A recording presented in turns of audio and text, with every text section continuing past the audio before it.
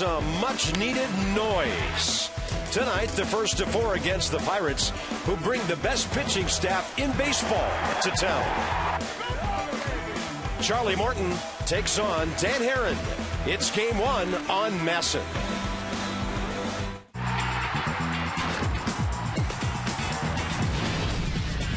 Washington Nationals baseball.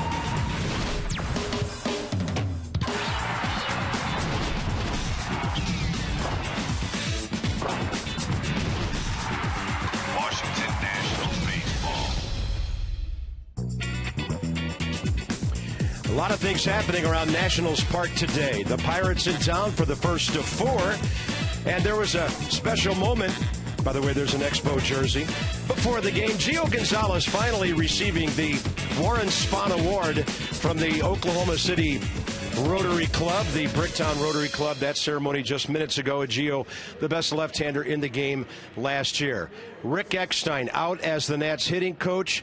Well-respected, hard-working guy. They make the change and bring in a man you know very well, Rick Shue. Yeah, I mean, a tough day here in Natstown when you talk about Rick Eckstein being a member of this family for a long time. And, you know, you talk to Mike Rizzo, and it's about a different voice not working. And you go somewhere different, and you go to Rick Shue. And this is a guy that I've known for 23 years, one of the better hitting coaches I've ever been around. He's going to inject a lot of confidence and energy into his offense, and he's a guy that keeps it simple, just approach, not about mechanics, not about X's and O's, just about what you're going to do in a certain at-bat. And he's a great guy to have around, a really good friend of mine, and I can't wait till he's here. And we wish Rick and his family all the best, and his new family, new baby not that long ago. Now, let's talk about pitching. It's the Pirates' forte. They lead the major leagues in ERA. Charlie Morton, Tommy John surgery not that long ago, but his rehab had a couple of setbacks, and now he's back in the big leagues. Yeah, I mean, he's going to give you a good sinker. That's his best pitch, and he's gone to that fastball a lot more than he's used in the past. Throws it 71% of the time. It's 93 to 94 miles an hour, but if you can steal first base, he's a guy you can run on. 8 for 10 in stolen base opportunities, our opponents, in just 31 innings pitched. And while Dan Herron still is 4-10 with a 5.61 ERA, we are encouraged about his last two starts with a 1.64, throwing the ball better command than he had earlier. Yeah, low in the strike zone last time out against the Marlins. The split was crisp, the cutter was crisp, and kept the ball in the ballpark, and that's always a key in a Dan Herron start. Well, hopefully some run support, and Jason Ward's been doing his part. A couple of home runs yesterday, giving him 12 with 35 RBIs on the year. Last 40 games, 322, 25 RBIs, 20 walks, and doing a great job in right field as well.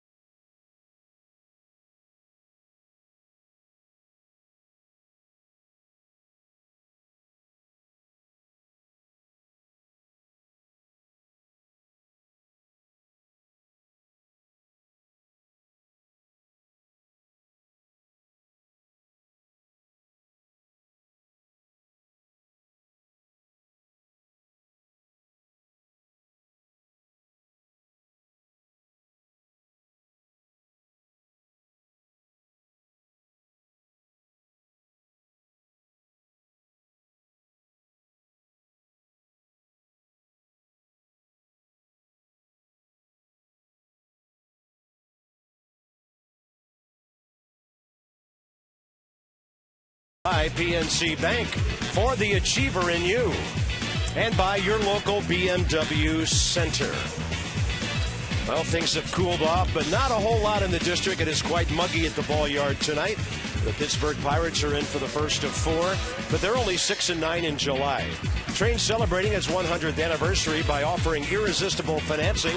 It's hard to stop a train, really hard. Pirates are 57-39, 2 games out in the Central. Andrew McCutchen is obviously the key to this series for the Pirates and the Nats. .433 career against Washington with 22 RBIs, 25 runs, 11 homers, and he just has owned the Nats. He's 2 for 6 career with a walk against Dan Herron. Dan Herron with a couple of previous ball clubs, 7 starts against the Pirates.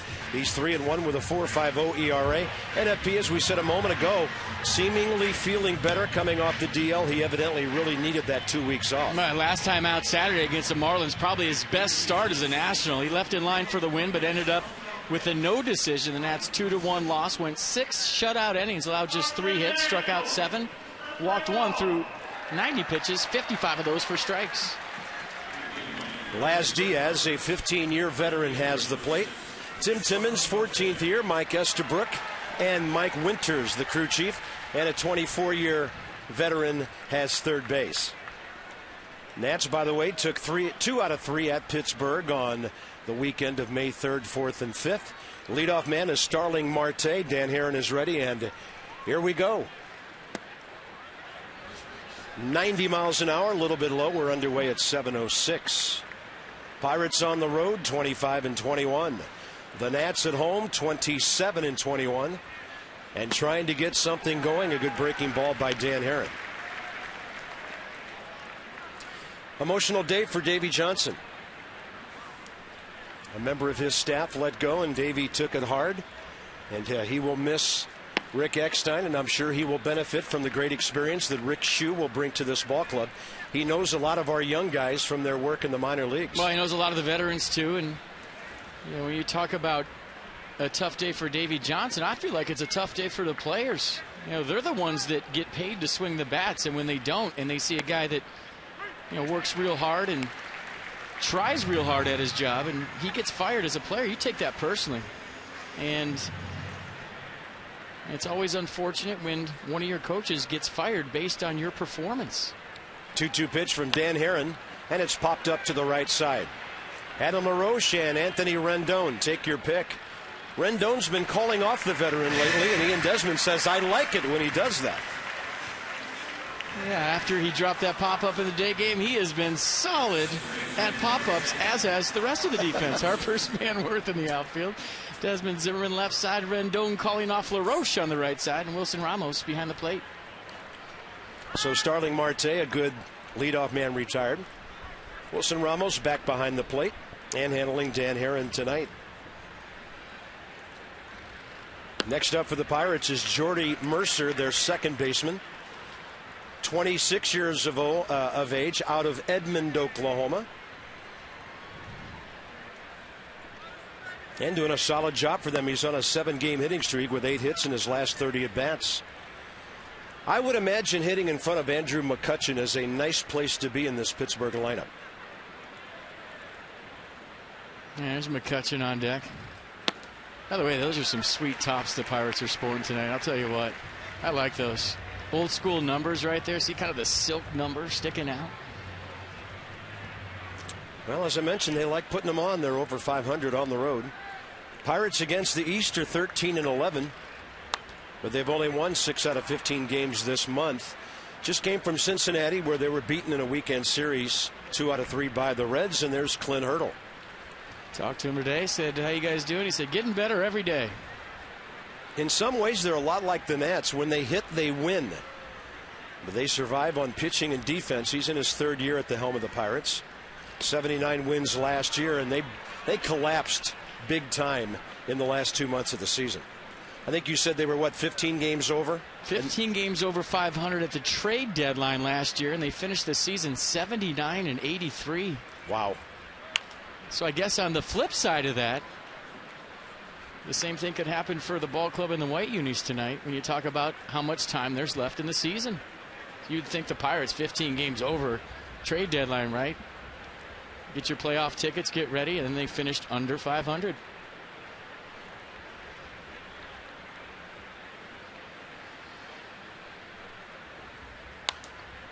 And Dan Herron hanging on that back leg for a while, delivers a 91-mile-an-hour heater.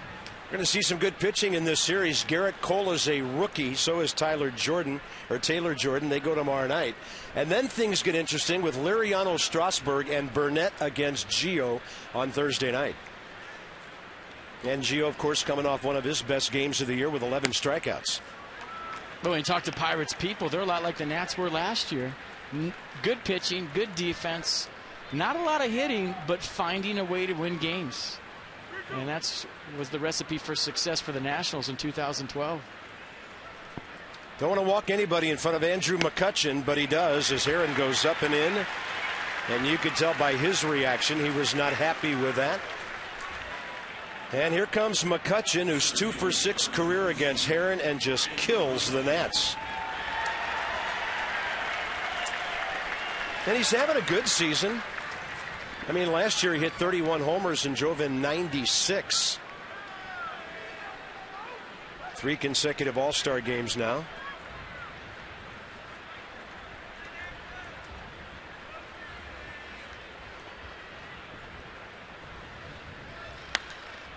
Their big gun, of course, is in the on-deck circle. Pedro Alvarez having an amazing season.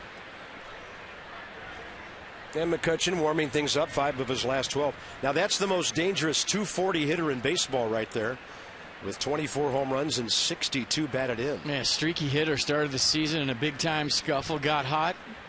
Was the reason the Pirates reeled off 9 straight. And he's struggling again. Good breaking ball by Dan Herron. 86 miles an hour. This is the cutter from Herron, down and away. Good pitch. Dart a spot, stay down the zone, so we did last time against the Marlins. McCutchen, great speed, tough guy to double up, but he has hit into 8 double plays this year. And with that in mind, Dan Herron throws one low, trying to get a ground ball or get him to chase.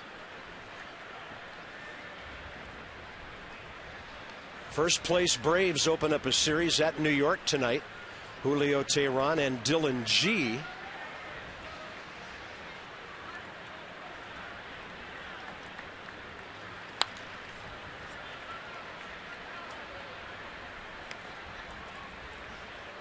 And not a full schedule in the league tonight. Phillies are not playing.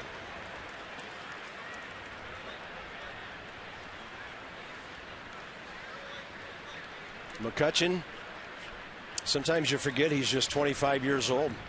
He's been a regular since 09. And he hits this one high in the air, right center, heading for the scoreboard. And it appears to be a home run. The Pirates lead 2-0. Andrew McCutchen has done it to the Nats again.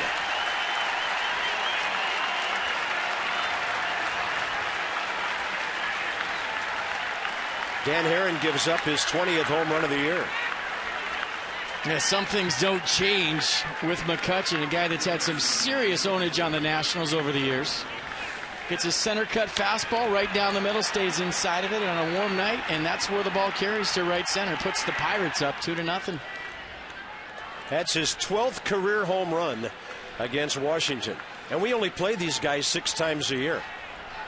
It's just crazy what he's done. I've seen it before with Dan Herron. He's so not used to walking somebody that when he does, it affects him. And now Alvarez goes high in the air, left center. Bryce Harper here for this one. 2 outs. So Alvarez went up hacking. And with 2 outs and the bases empty, it'll be Russell Martin for the Pittsburgh Pirates.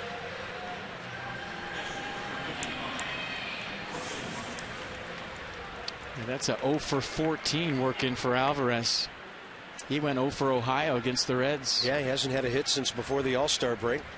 Russell Martin is another guy who hurts the Nats, .313 career.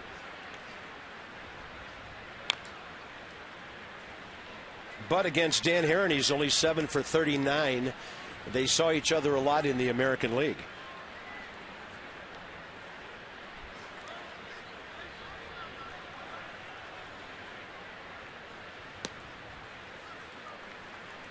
Pirates, by the way, are in the top 4 in the National League in home runs. That was their 96th. Nats have now given up 87. Dan Herron, 20 of those. Good cutting action away for the right-handed batter, 1-2.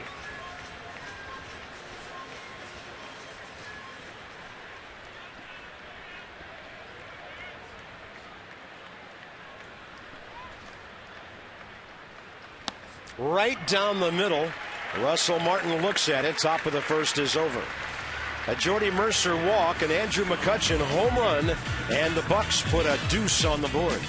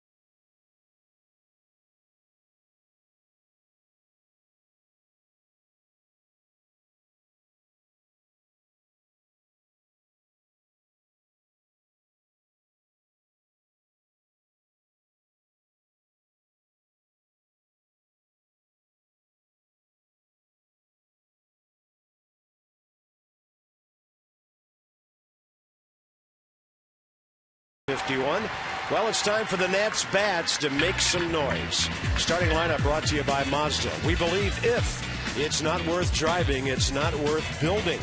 Adam LaRoche in the cleanup spot tonight as Davey goes Harper leadoff with Rendon behind him. Denard Span back down to the number 7 spot, even though Denard is 6 for his last 20, and Wilson Ramos in the lineup. Charlie Morton is 29 years of age, major league record of 24 and 47. 4th career start against the Nats. He hasn't beaten them yet. Last time out on July 12th against the Mets, he received a no decision, pitched 7 innings, gave up just 2 runs on 6 hits, struck out 3, walked 1 through 93 pitches. So the sinker's the pitch for Morton. He throws it 71% of the time. It's a good one. He's got a curveball and a change to go with it. Bryce Harper's never faced him. Anthony Rendon has never faced him, but a bunch of the other Nats have. They're playing a pretty good pull semi-shift on Bryce Harper here. Clint Barman's pretty far up the middle. A step onto the outfield grass is Jordy Mercer, the second baseman.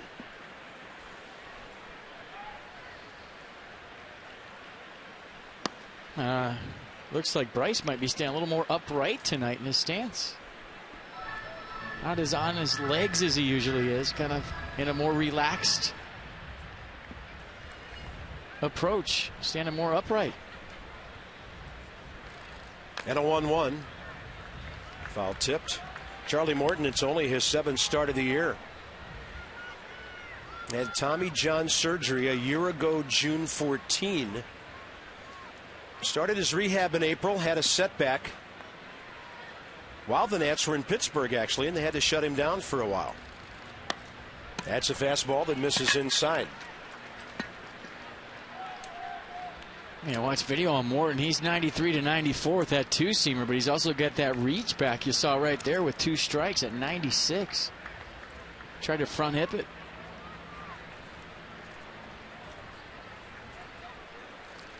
And a 2-2 that Harper takes just inside. We continue to marvel at Bryce's knowledge of the strike zone as such a young hitter. Anthony Rendon and then Ryan Zimmerman here, bottom of the first.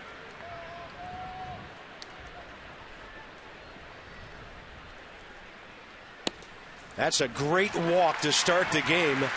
Not only getting on base, but letting his teammates see a whole bunch of pitches from Charlie Morton. Let's at the defense for the Pirates behind Morton. Marte, McCutchen, Jones, your outfield. Barmas, Alvarez, left side. Mercer, Sanchez, your right side. And Russell Martin behind the dish. And that was a big league leadoff at bat right there from Bryce Harper, spitting on that two-seam fastball in the inner half. Anthony Rendon, 354, first 26 games in the big leagues, and now 184 his last 20 games. But it's not like he's been overmatched and not hitting the ball on the button more often than not. And if you missed it, you can run on Morton. In 31 innings pitched this year, he's given up 8 stolen bases in 10 opportunities. It's a lot.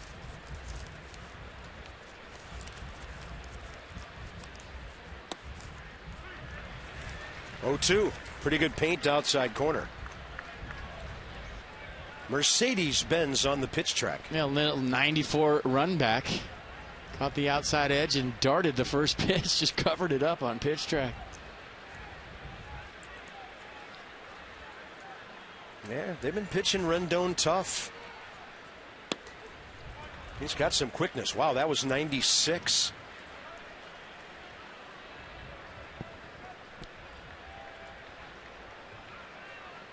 It's always interesting to see the scouting reports as different teams play the Nationals. You remember the Dodgers, everything away to Harper. And the Pirates, his first at-bat, everything into him. And you wonder if that's based on past successes when they played each other. Some teams will look at the previous series, and maybe Clint Hurdle looks at how the Dodgers pitched Bryce Harper and had success, and they'll go away. But the one thing we learned about the Pirates when the Nationals were in Pittsburgh, they are not afraid to pitch in. Yeah, Bryce Harper was 2 for 10 in that series, and his first at bat in Game 3, he was ejected. He started, then stopped, and Rendon takes a borderline pitch. And I'll tell you, 2 young hitters with some great takes to start this game. Now the veterans, Zimmerman, LaRoche, and Worth, the next 3.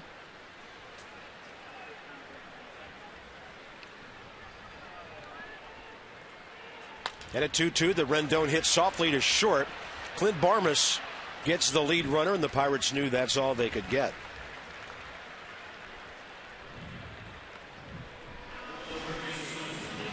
But Wilson Ramos in his last 11 ball games hitting the ball really well and catching as well. Nats have their best streak against the Pirates of any team in the National League here at Nationals Park since 2009. And the Pirates, look at this, 42 times, 2 runs or less, most in baseball. They have a 3.07 staff ERA.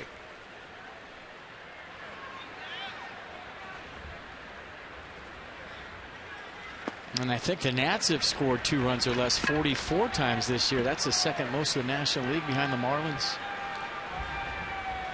Davey Johnson looking for some O instead of that W on his chest. I take a W too, right? I think they go hand in hand. Yeah. Well, O's lead to W's around here. Yep. That's a good pitch on the outside half. 0-2. Ryan Zimmerman, 1 for 8 career against Charlie Morton. Matching Jason Worth for the most career at bats against this pitcher. Worth is 2 for 8 with a home run.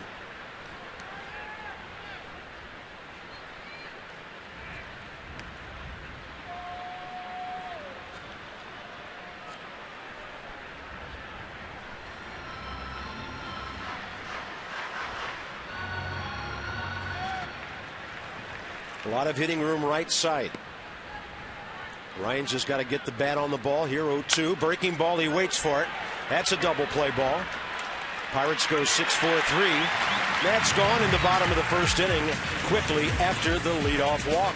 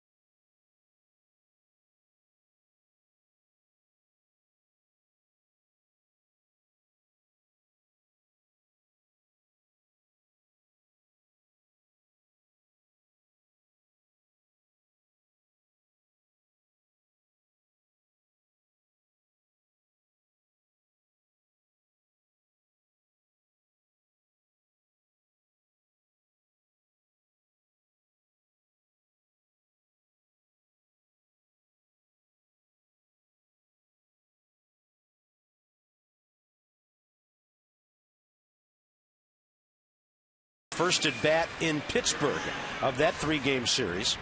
Pirates on top by 2. Second inning presented by Luna. Call tonight for the Luna Double. Get your second room of flooring free at 877-241-LUNA. Pirates fans walking around today. Well, it's not that long of a drive. You can get over here in 3.5, 4 hours from the Berg. And over the years, the Pirates have always had a lot of fans here. I would imagine a lot of new gear being bought in Pittsburgh this year. Everybody excited about the success. Yeah. Probably tempered a little bit with what happened last year. Yeah. Garrett Jones, the right fielder, leads off, top of the second. Dan Haren, 25th pitch of the night and his 17th strike. Jones hitting .259. He's on a 5-game hitting streak. And he's 3 for 7 career against the Nats right-hander. Adam LaRoche, a former Pirate, takes care of that for the first down. 3 straight for Haren since the McCutchen home run. That'll bring in Gabby Sanchez.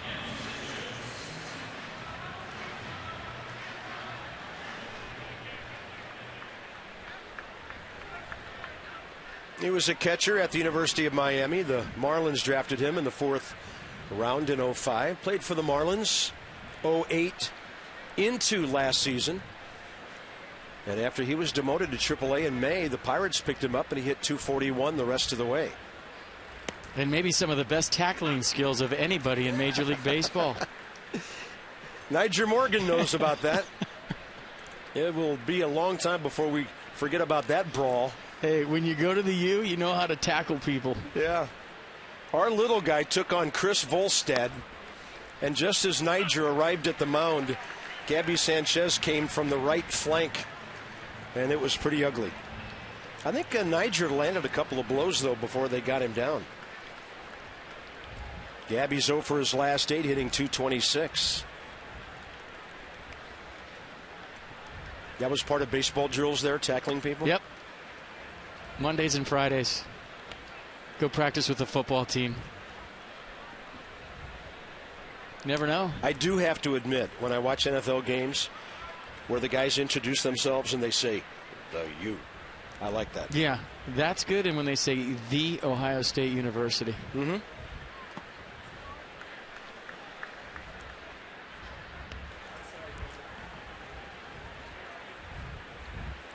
Careful, we have a guy from Michigan directing this show.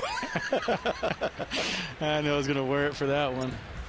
2 balls and 2 strikes. Didn't say I like the Ohio State University. Well, you're from Michigan. Why should you? I like the way they say it. Look at that action. Splitting its way right down to the dirt. Dan Haren's second strikeout. Man, pretty nasty downward action. 83 miles an hour out in front, on top. Watch the late movement. Bottom drops out to a pull swing. And Gabby Sanchez taking nothing out of his approach with 2 strikes.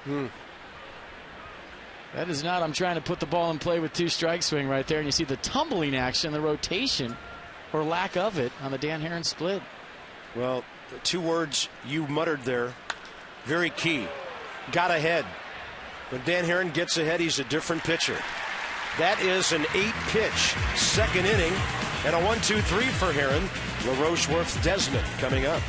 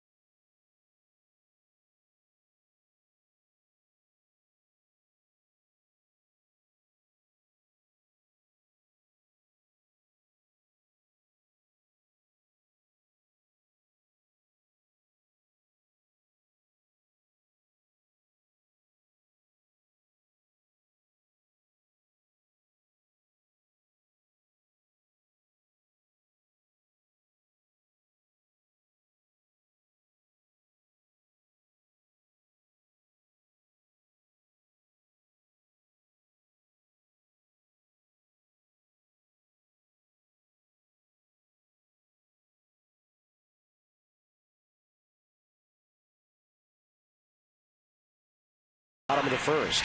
It'll be Adam LaRoche, Jason Worth, Andy, and Desmond. Bottom of the second are Infinity Do-Ups against right-handers this season. Adam, 10 of his 13 home runs. Jason Worth, 25 of his 35 RBIs. Andy and Desmond, 11 of his 15 circuit clouts.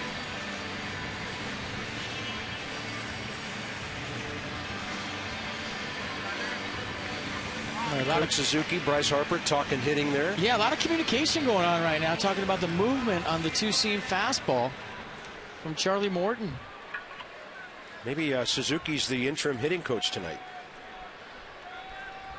He could do it. Catchers know what they're looking at out there.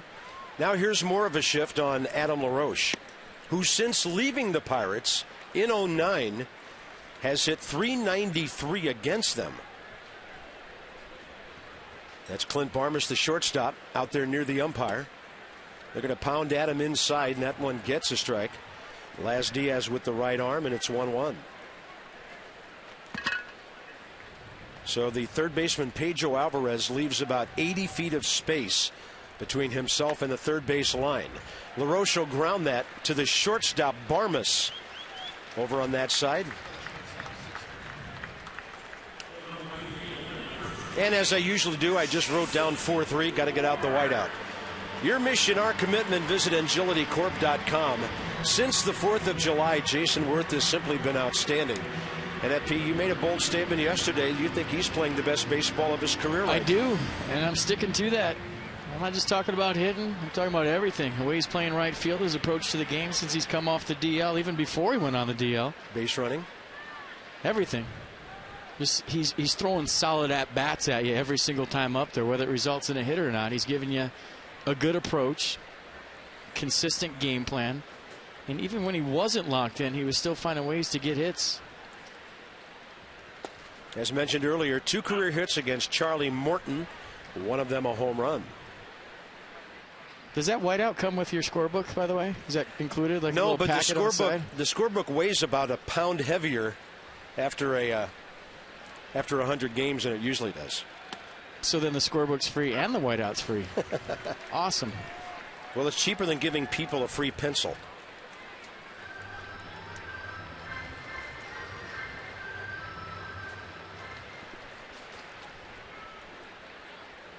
He actually hits higher on the road than he does at home. That is a big bender from Charlie Morton. And strikeout number 1, 2 outs quickly for the right-hander here in the second with Desmond coming up.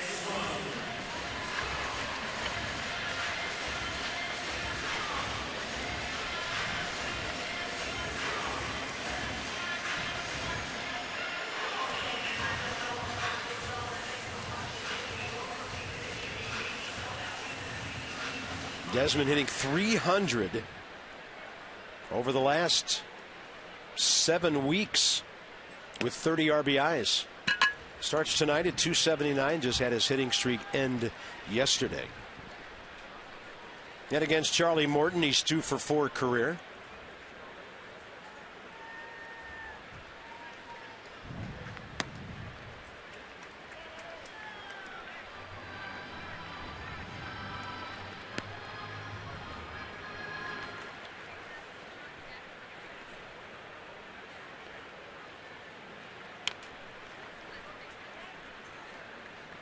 Interesting. Ian Desmond going with kind of the tennis racket grip on his bat and no pine tar. See that? 0 pine tar. Got a little wrap on there. A little gription to it. A lot of times pine tar is overrated on a warm day. It actually makes your bat slicker unless you get the right mixture of dirt and rosin on there with it. Well, it's a great swing back fastball by Morton, 2-2. He's throwing the ball well. Desmond staring at the spot on his bat where he hopes to hit this pitch. That'll be a curveball way outside. Charlie Morton, by the way, last 2 times out, 6 innings and 7 innings. Denard Span is hitting 7th tonight. So Morton went 5, 5 1/3, 5 2/3, and then 2 innings in his first 4 starts. And now 6 and 7, his last 2. Desmond Two-hopper out to the shortstop, Clint Barmas. Got rid of it in a hurry. The Nats are gone. Only 6 hitters in 2 innings. The Bucks on top by 2.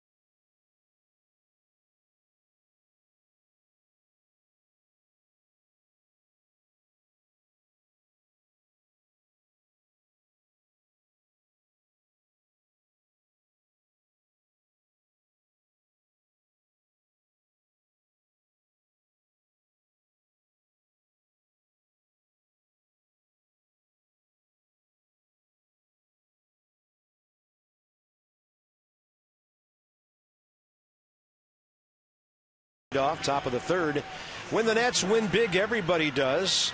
If they win and score 7 or more, 50% off. Regular menu price online orders at papajohns.com. Promo code NATS50. Valid DC, Maryland, and Northern Virginia Papa John's locations. It should be if they score 7 or 4. I like that. Yeah, but that'll work. That would be me paying for those 4, and I'm not ready for that. That was a verbal typo, ladies and gentlemen. Better ingredients, better pizza. Papa John's, official pizza of your Nats. 7 or 4. Charlie Morton is 1 for 2 career against Dan Herron. This year he's 0 for 7, 069 career. Originally drafted by the Braves, first year player draft, 3rd round in 02. And he's gone quickly. Dan Herron, 3 strikeouts now, and he gets his 6th consecutive hitter since the McCutchen long ball. The only hit he's given up. Top of the order, Starling Marte. Well, the stuff is the same as it was in South Florida last time out. Everything to the Marlins was down and away. Had late break to it, was a little more crisp than before he went on the DL, and minus that pitch to McCutchen, he's been good.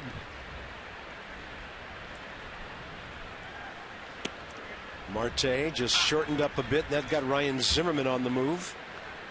Straight in from third. What he's really trying to do is kind of split his fingers more on that split-fingered changeup he throws, to where there's a differential in the speed between that and his cutter. And if you go up there as a hitter, Carp, and everything is 89 to 86, and there's a 3-mile-an-hour difference, it's not that hard. You're not really throttling anybody forward and backwards, but if you can make the differential in the 2 pitches be greater, now for me as a hitter, it's tougher when I have to commit to a fastball and the split is much slower. But anytime you face somebody and everything's in the mid to upper 80s, it's not really a rough at-bat, especially when they're not hitting their spots. Well, nobody said it better than Warren Spahn, whose award Gio got tonight. He said hitting is all about timing and pitching is all about upsetting that timing. Not about how hard you throw. So the count's 2-2 to Starling Marte, who popped up to Rendon to start the game. You know, now if that split's 83 and the fastball's 90, now you're dealing with something as a hitter to where that's a big differential. But when the fastball's 88 and the split's 85, well, it better be splitting.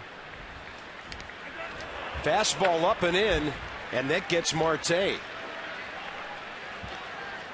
But he dove right into that, didn't he? Yeah, he made no move away from that whatsoever. I didn't hear that cork sound like it hit the bat. I mean, you look at the fastball just kind of run in on him, and his hand's right out over the plate, and that pitch didn't really miss the plate by much. It was probably high, They got him on the front elbow, and he takes his base. Kind of diving for that cutter away, and got a 2-seam fastball or maybe a 4-seam runner up and in. And by the way, that's the 16th time he's been hit by a pitch this year. 17th time. Wow.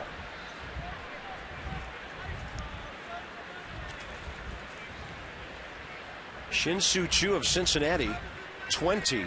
Marte, second in the league, 17 times hit now. You probably got him in the funny bone. If you've ever been hit there, there's nothing funny about it.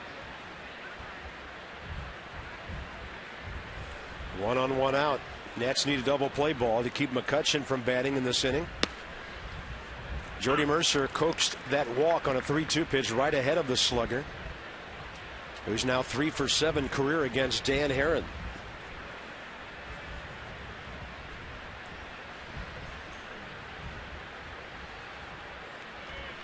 Dan Heron's come out and thrown first pitch strikes to everybody so far.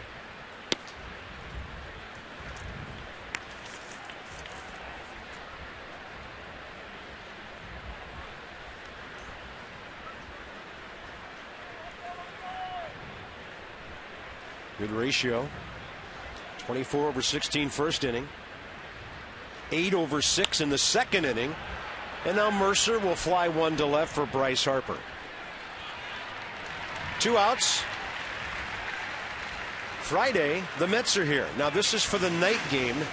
First 20,000 fans receive a Nats t-shirt. It's cool. Look at that thing. Presented by Masson. It's while supplies last. Some restrictions apply. You must enter through the center field gates for the 7:05 game Friday. To receive it, go to nationals.com/tickets. See, Bryce just tried to double up Marte at first base. Yeah, he does Caught that ball, made it look like he was throwing into second, threw it all the way to first, and LaRoche was about 3 steps off the base and caught it. Probably wouldn't have had him, but it was fun to watch the throw. By the way, there's 2 open bases here. And that was interesting. Marte started like he was stealing, and he has swiped 28 bases this year. I would have to think if he stole second base, he would take the bat right out of his teammates' hands here. He's 28 out of 38. McCutchen has stolen 21. Pirates have 68 steals, 4th most in the league. On a bit of a home run binge now is Andrew McCutchen with 13.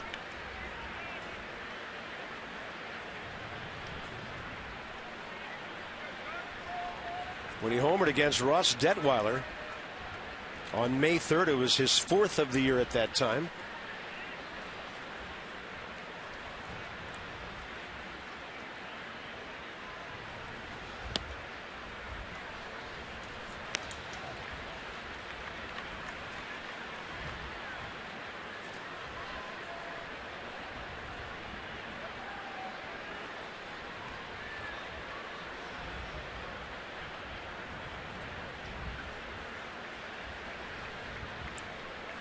.2-0 pitch, runner holding. McCutchen saw a pitch up and he was ripping. A well located cutter on the outer half to a pull swing right on the bat.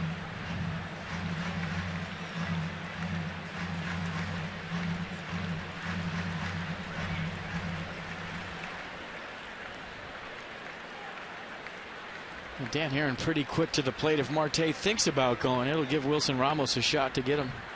There he goes. He's going. And McCutchen, a high fly to left center. The Nats pitch to him and he makes it hurt again.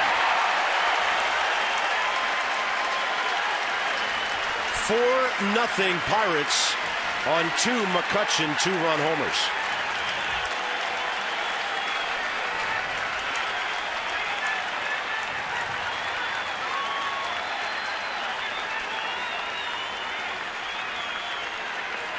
Well, we talked about this homestand. We said there'd be some exciting players at Nats Park, and the first guy you and I talked about was this guy.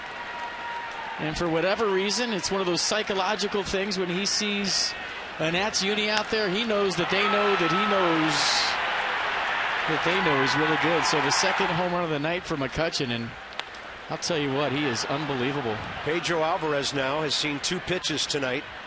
He'll fly out deep to Span. Damage done. And in each instance, a free base runner before the McCutchen homers, a walk and a hit batter.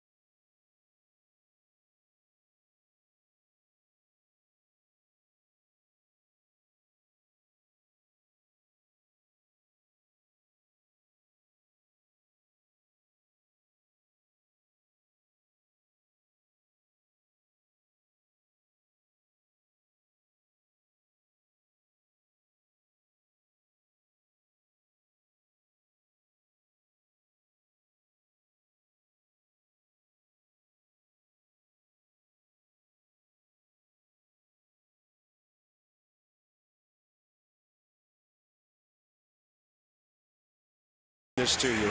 Moment in history brought to you by Volkswagen Sign Then Drive event going on. You can drive away for practically just your signature. So the Mets have a brawl. Darryl Strawberry, Ray Knight, Kevin Mitchell all get tossed when Ray went after Eric Davis at third base. The Mets run out of position players. Gary Carter plays third. Relievers go from the mound to the outfield and back to the mound. Roger McDowell, Jesse Orosco. They would go righty, righty, lefty, lefty, and Davey Johnson had to manage that mess after he ran out of position players back in that crazy World Championship year of 1986. McDowell would go to left field when Orosco would throw to left-handers, and then Orosco would go to right field when McDowell would throw to right-handers, and Mookie Wilson would just move from one side to the other every batter. Davey Johnson. That was like this month in history. We knew that would take a while.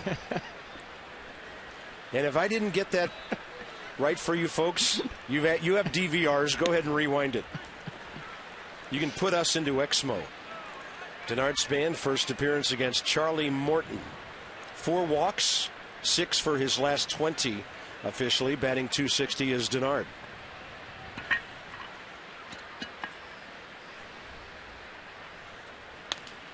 He gets jammed.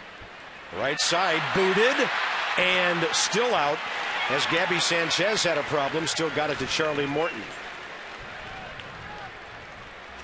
Well, stayed with it nice. Not a whole lot of panic right there from Sanchez, but when he finally got the ball with his bare hand, he had to put a little mustard on it to get it to Charlie Morton to beat Span. So a little wrestle with the baseball right here. Hits him in the heel, but watch how hard he flips it, and he has to get Span. It looked like Morton's shoe was just barely touching the inside of first base. That'll bring on Wilson Ramos ahead of Dan Herron.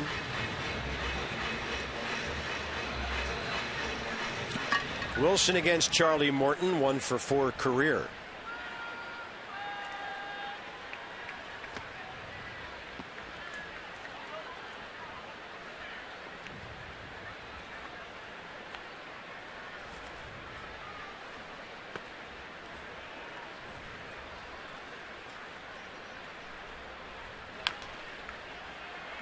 Well, you see that sinker just boring in on the hands of right-handers, and coming into the night, righty's hitting just 239 off Morton. It is tough to elevate that sinker and get your hands inside of that baseball.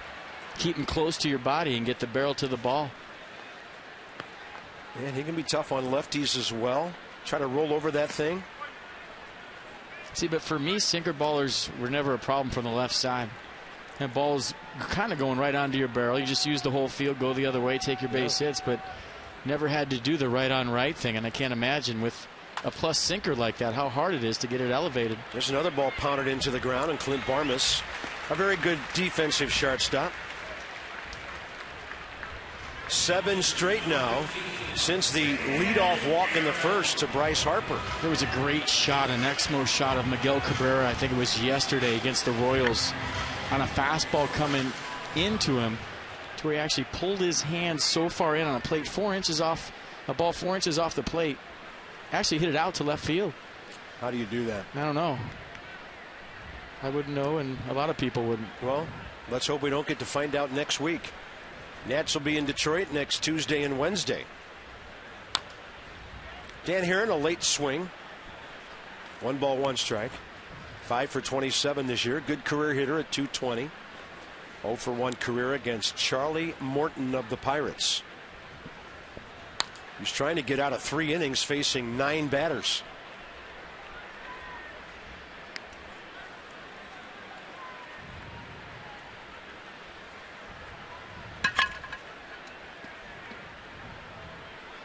Herron actually has the right idea on this sinker, by the way.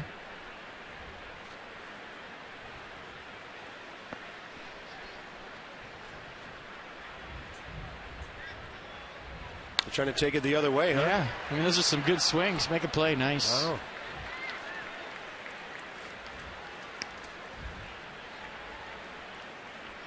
And a final footnote on the just past weekend. The Dodgers have 4 runs in the first 2 innings at Toronto. Thanks for that. Appreciate They it. are hot. Appreciate it. Herron just peppering the right side over there. Making Charlie Morton work hard for this 3rd out. Arizona, by the way, did win yesterday, so that kept the Dodgers a half game out. Now the Nats facing the Central, where the Pirates are 2 back of St. Louis. And Herron, a soft bouncer up the middle. Jordy Mercer throws him out. 9 batters, nothing doing for the Nats offense so far tonight.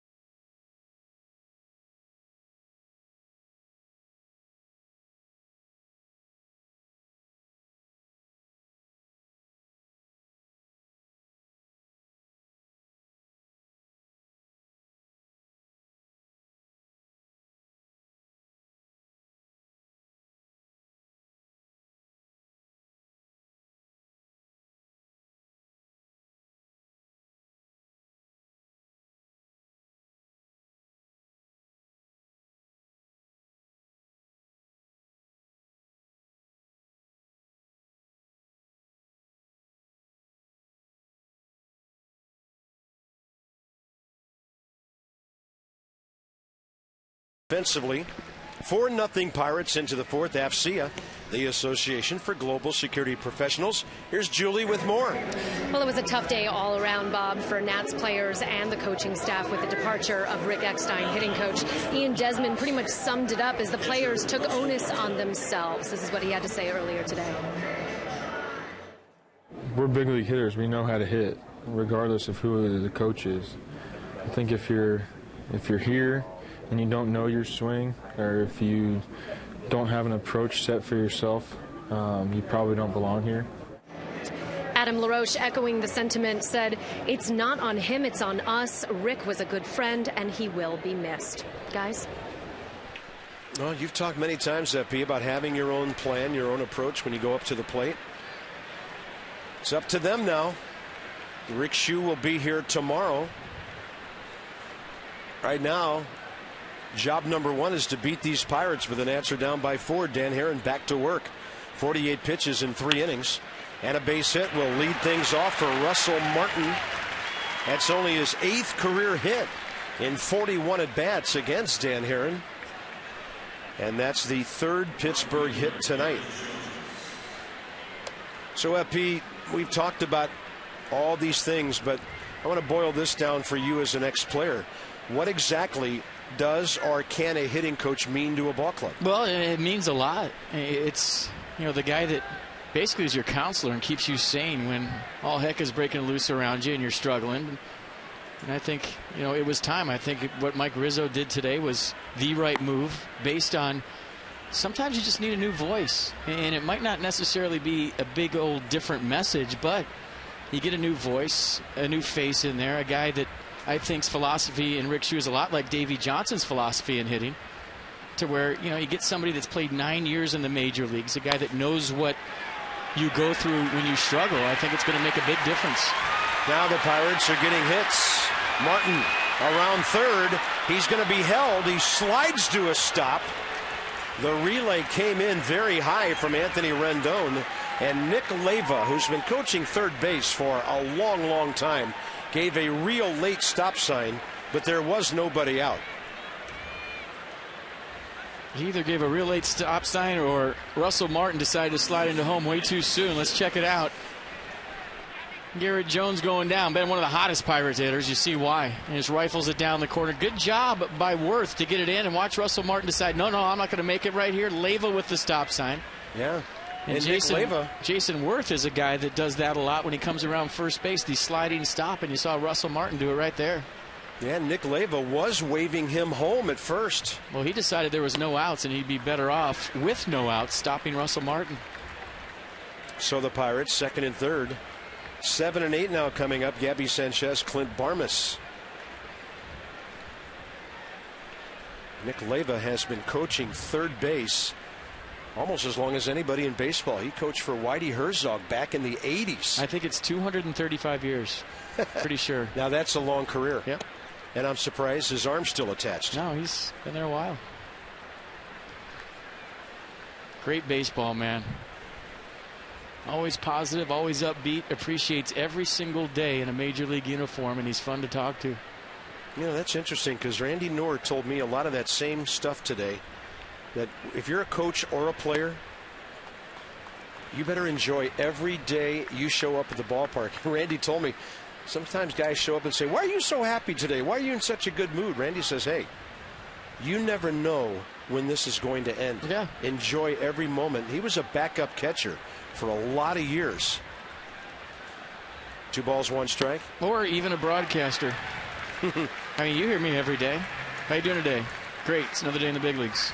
I mean, where else would you rather be? 2 balls, 2 strikes to Gabby Sanchez, who Haren struck out first time.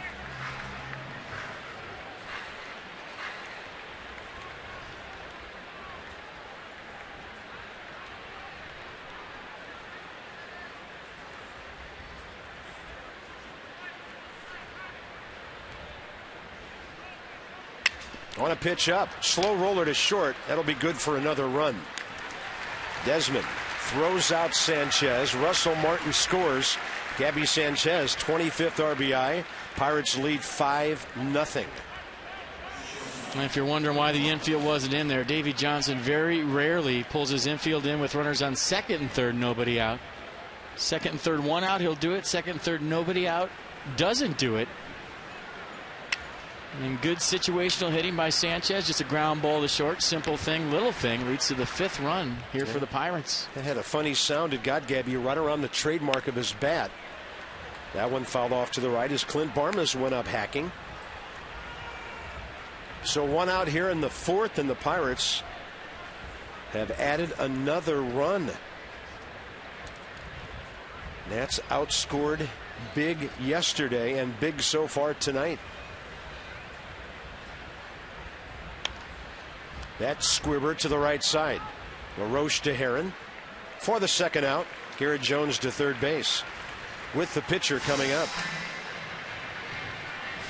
You can take the season plan experience to the all-inclusive suite level. For more info about availability and pricing, go to nationals.com/club3.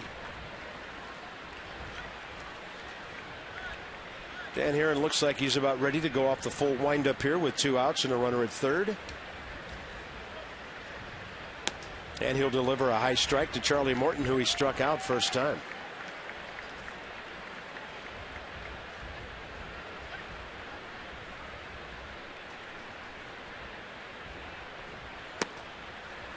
Nice cutting action there, 0-2.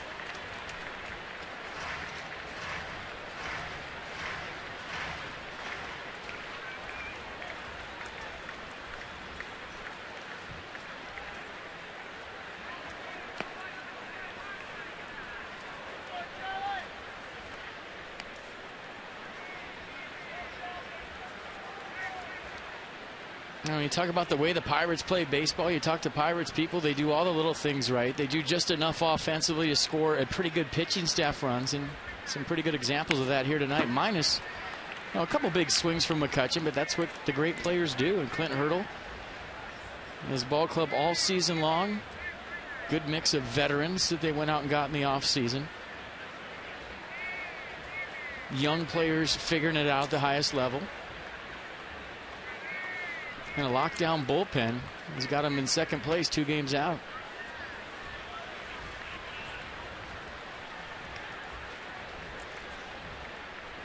And I like what he does. He has a player council. 5 players. He meets with them every month, and they go over things and what they need to do better and what they need to do to be successful. Great idea. Well, a base hit, a double, a ground ball. And the Pirates add another run after 3.5. They're up by 5. Top of the order for the Nats.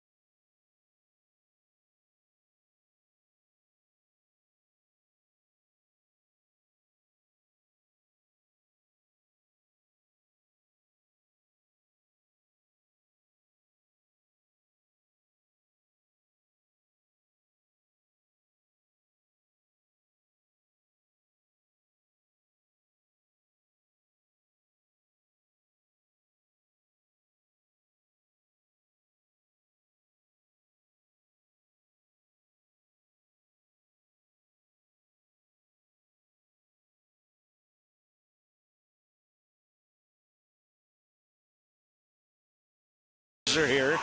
All 4 of them thought they had a W, with the Presidents way far behind. Not sure what Bill's carrying there. Oh, you just wait, Bob.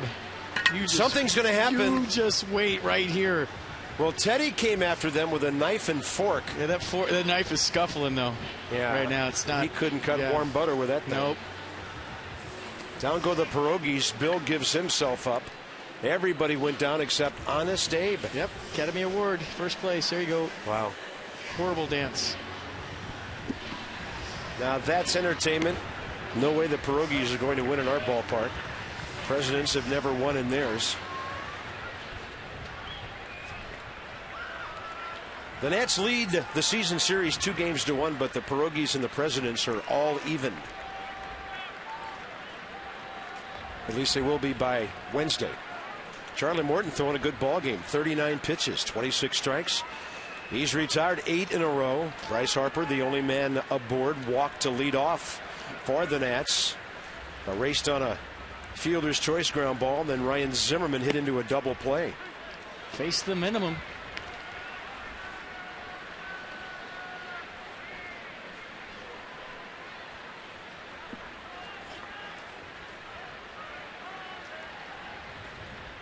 Side door breaking ball right in there. 0-2.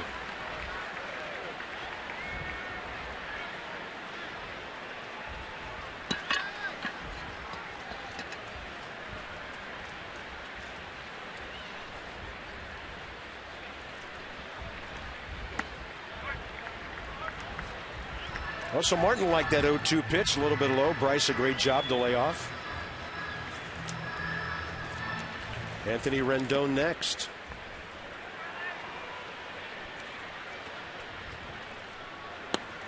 Swing back, Bryce gone. Well, you just get the feeling after being swept by the Dodgers, being down 5-0 here, that for the Nationals, this is a make or break point of the season.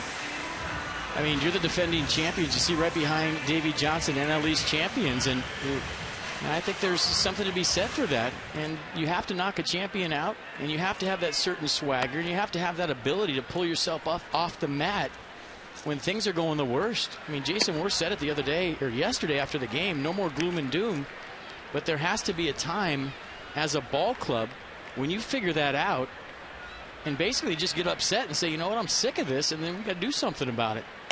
And that's part of being a defending champion, and you just don't have the vibe around here right now that they are defending champions, but they are. I mean, this is the National League East champions right now, and I feel like this is a very critical time of the year, and it's especially with this homestand. We talked about at the beginning, Carter. This is a make or break time of year for this ball club. It's no longer early. It's after the All-Star break, and for me, champions fight, and they figure things out. And there's time to do that. Well, tomorrow will be game number 100. And the 1-2, Rendon looking to drive it the other way. 4 games with the Pirates, 4 with the Mets. So between now and this time on Sunday, 8 more games to be played, including tonight. Phillies are off this evening. Braves are scoreless in the third at New York. And now Anthony Rendon is gone. Charlie Morton, a career 24-47 pitcher, is looking very good right now.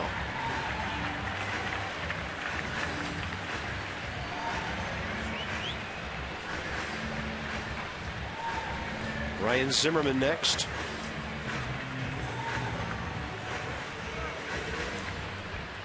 I mean, that's what good teams do, right, Carp? You pick yourself up off the mat, you find a way, and you get her done. Because there is nobody in baseball that's going to feel sorry for you. Nobody.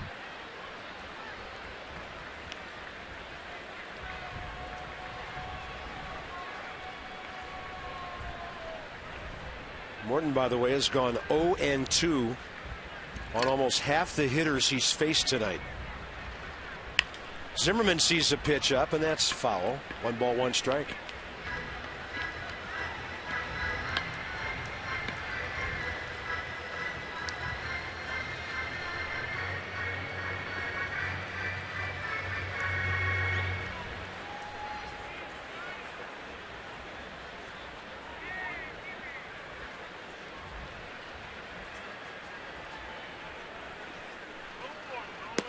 And a 1-1 is way outside.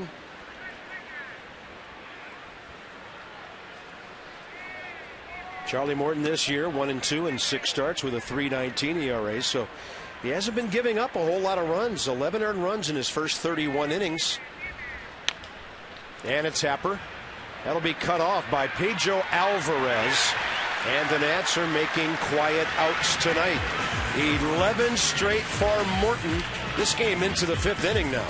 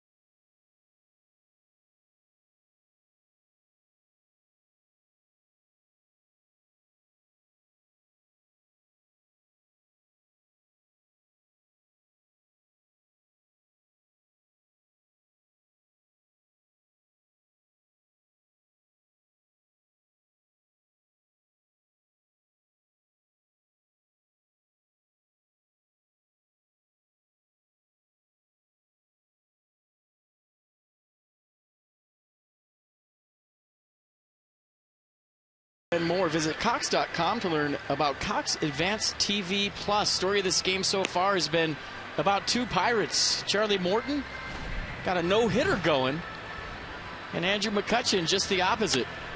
Opposite field home run, first time up to right center field. Got a pitch belt tie, second time up with the runner running. You see Ramos going to try to throw out Marte, and look at the swing. And the hair flying all over the place, and the second home run from Andrew McCutchen, who absolutely loves playing against the Washington Nationals. 13 homers, 26 RBIs career. Dan Herron about to throw his 65th pitch. McCutchen will bat in this inning after Starling Marte and Jordy Mercer. And good pitchers will give up home runs, but it's what happens before those balls that really make a difference tonight. There's been a walk before one and a hit batter before the other, doubling the Pirates' lead. A lot of good pitchers give up solo home runs.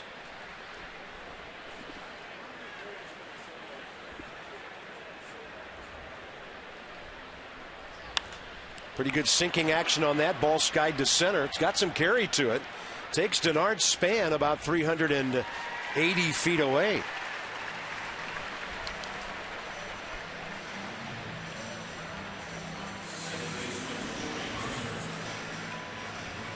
Next up, Jordy Mercer, who drew that damaging walk in the first inning.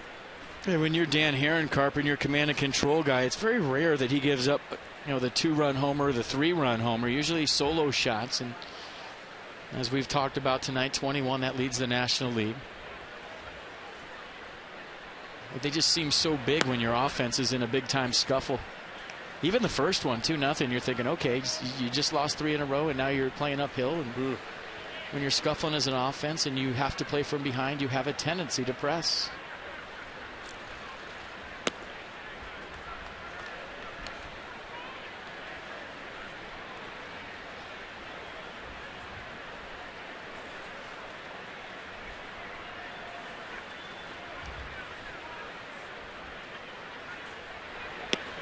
Fastball rides in. 2 balls, 1 strike.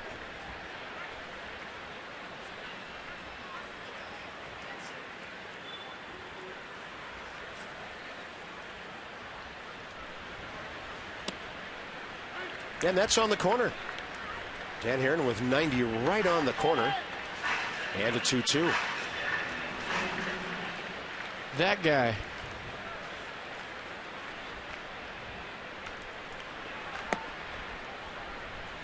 Three, 2.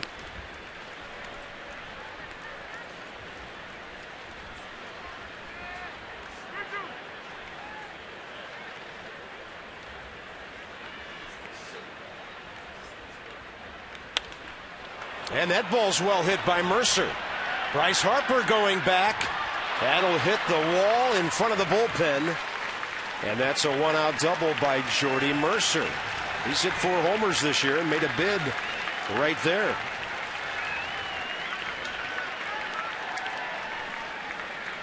I feel like all 4 have been against the Nationals. I know there was a couple last time that the Nats were in Pittsburgh, and Mercer, a guy with a good swing but not known for his pop, has hit the long ball against the Nationals. This time stays in the park for a double. They're going to walk McCutchen, by the way. Well, maybe not. I thought I saw Wilson Ramos hold up some fingers, but now he goes down into his crouch.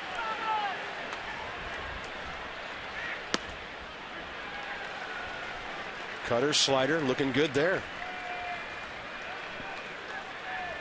Ramos looked over to the dugout. He made some kind of gesture to Herron and then got right in behind home plate.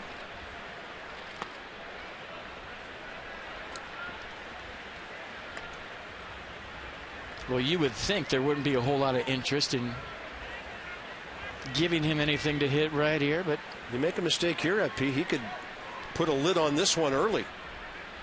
You got a fighting chance at 5-0. Well, you just pitch him like it's 0-2. If he wants to force the issue, go ahead.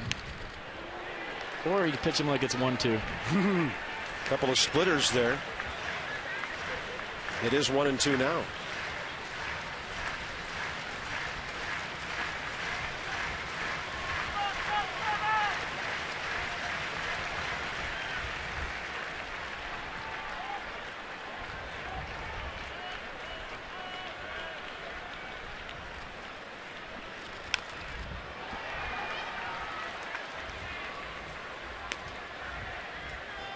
Well, you obviously want to bounce some pitches right here, but the danger in bouncing something with one out is that Mercer advances to third base. So a tough situation for Herrin. That one was belt high, but off the plate away.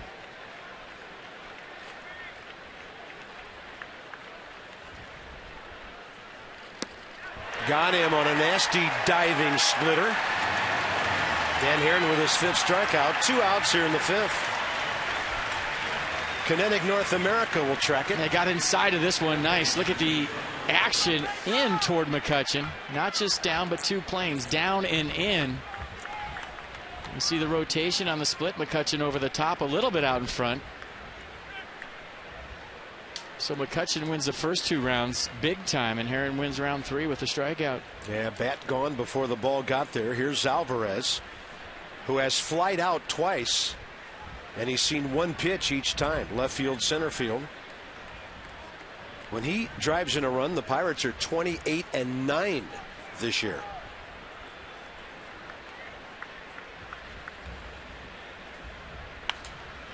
So he's hacked on the first 3 pitches he has seen.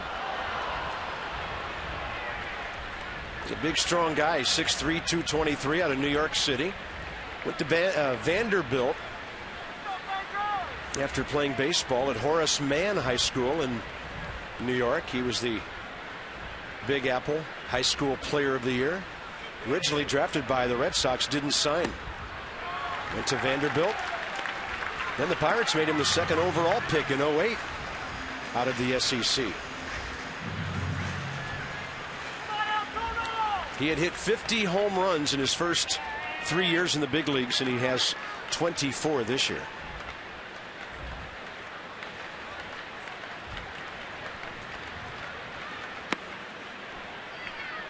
Such a streaky hitter. Out of that rough April where he got out of the gate slow, then turned it on a little bit in May, had a good June, and carried this ball club pretty much for the month of July so far. And when you talk to Pirates people, he's back in that scuffle. Hitless in his last 18 at-bats.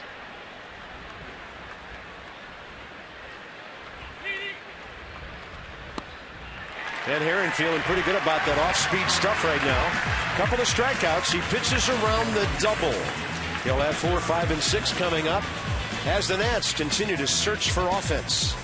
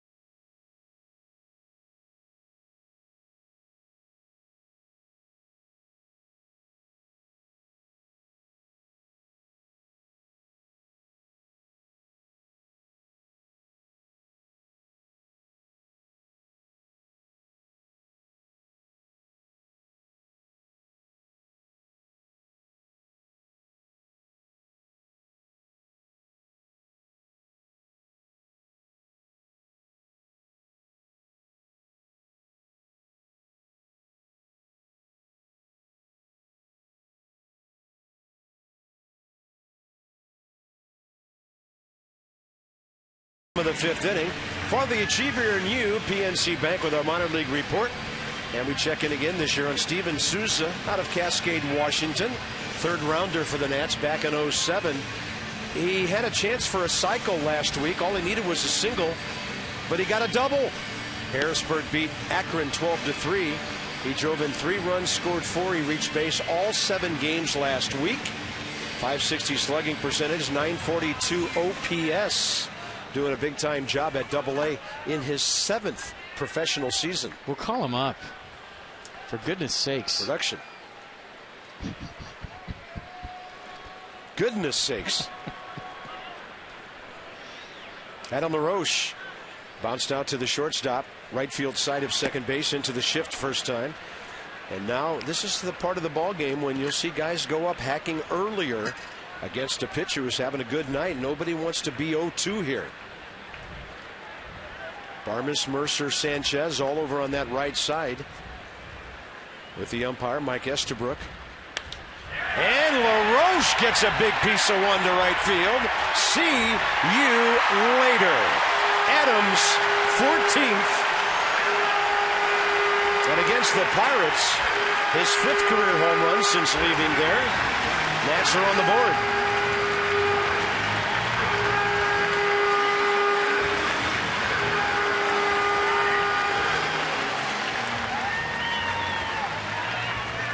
Well, you could tell in the first swing he was thinking it. He let it rip on the 93-mile-an-hour first pitch fastball he swung through. And you see the center cut piece right there, caught her out front. That's a danger of throwing that two-seamer on the inner half. If it runs back right on to a barrel with some pop. Switch to 100% fiber optic, Verizon Fios, and supercharge your internet speeds. Well, here's Worth, who hit 2 yesterday. And there goes the no-hitter, by the way. Big way to break it up. Swing back fastball for a strike. Shutout. He wasn't perfect, but almost. Had retired 11 straight since that walk to Harper. And Worth hits it hard, but playing way off the line, Gabby Sanchez. Perfect scouting and execution there by the Bucks. First out, bottom of the 5th. Ian Desmond, Denard Span, the next 2.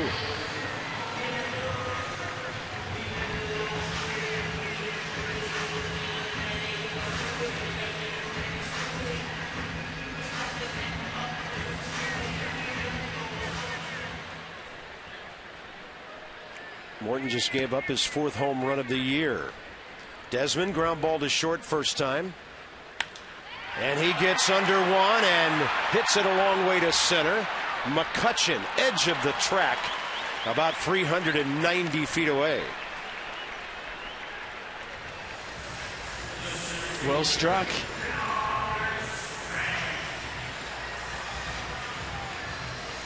And he's starting to get that two-seamer up a little bit more the second time around.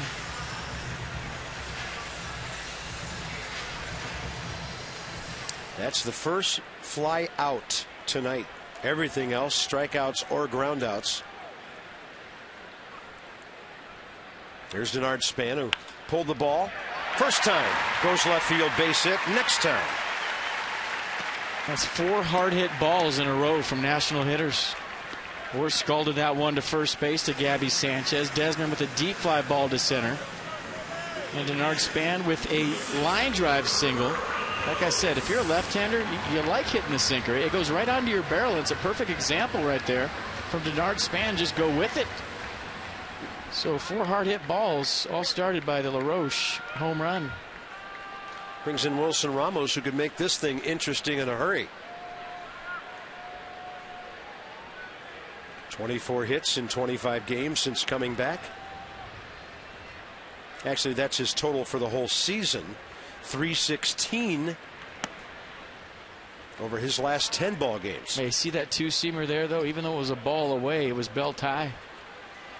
That ball's closer to Ramos. He's putting a good swing on it. Mets have a run, bottom of the 4th, against Julio Teheran and the Braves to take the lead. Ramos a chopper. It'll go foul. And this is flags up for Denard Span. As you see Bernardina in the on-deck circle, that means probably the end of the night for Dan Herron. So usually in the 7 slot, you don't steal second base because then you just walk the 8th hitter to get to the pitcher. But with the Shark on deck and Craig Stammen in the bullpen, green light for Span here. And we talked about the success that opponents have had with the stolen base against Morton. You'd love to see Bernardina get up there. He's 3 for 5 career against Morton with a home run. 1-1 pitch. And Denard, a bit of a pause before diving back in. Yeah, had a lean going.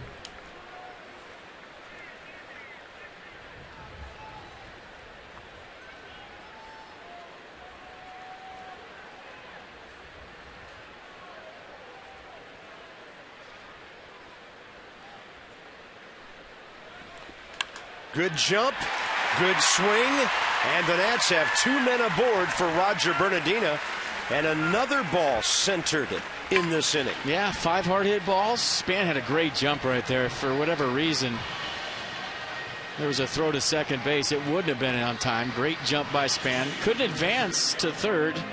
And once there's 2 outs, number 2, the ball was hit too hard. So all of a sudden, the sinker from Charlie Morton has went from knee high to belt high.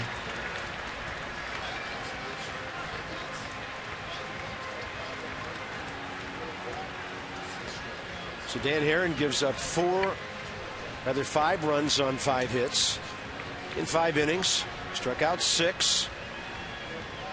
Walked 1, hit a batter. Both of those were costly. And it'll be up to the bullpen, starting with Craig Stammen for the rest of the night. You know what Bernardina would like more than anything off Morton, don't you? A steak. Some 2-out ribeye. Yeah.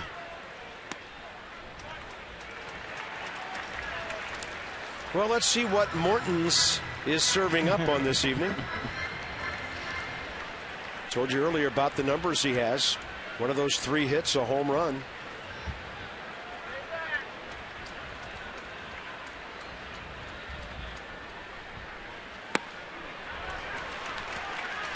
Count working. And something in this game changing in a hurry here. If you're Bernardina right here, you got to go to your happy place looking for an elevated pitch right out over, and you're not thinking single, you're thinking damage. It's got to be up, though. A little concern from Pirates manager Clint Hurdle. 93 with some late dip to it. Yeah, got a pitch right here. This had plate. And Bernardina just over the top. Probably got a little bit too big. Head flew out of there.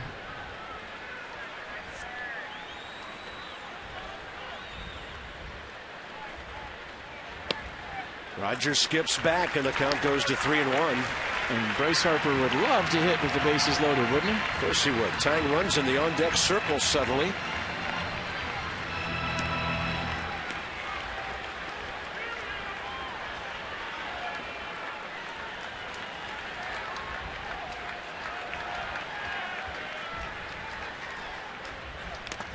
And Bernardina might have swung at ball 4. That ball diving down and in on him. Yeah, he just asked Laz Diaz if that was a strike, and Diaz told him no. Short memory as a hitter right there. You got to forget about it. Got a big pitch coming. All right, Span will be off and running. Ramos behind him. 5-1 ball game, bottom of the 5th.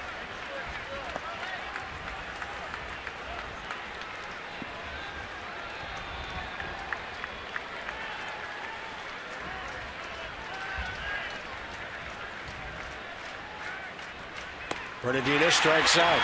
95 blows him away. Nats going to run on the leadoff homer by Adam LaRoche, 211th of his career, his 14th of this year. He's now 3 for 5 career against Charlie Morton, but the Nats will pick up just that 1 run.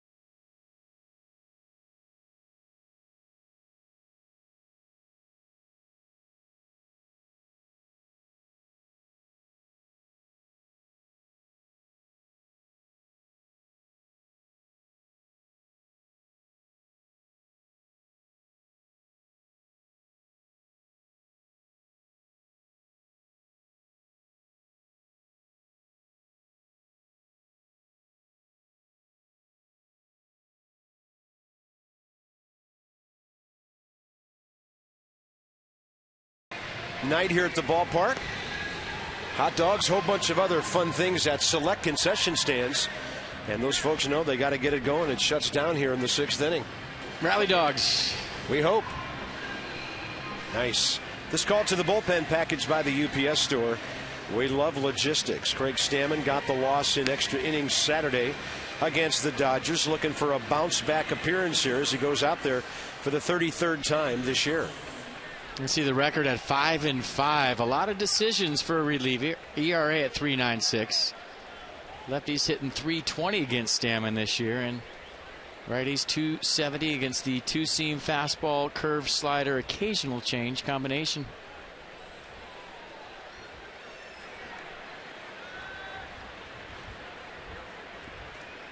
Russell Martin, Garrett Jones, and Gabby Sanchez for the Pirates, top 6.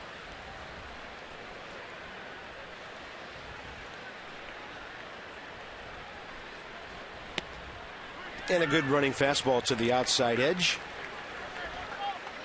Russell Martin base hit last time. Scored after a double by Garrett Jones on the Gabby Sanchez ground ball, 4th inning.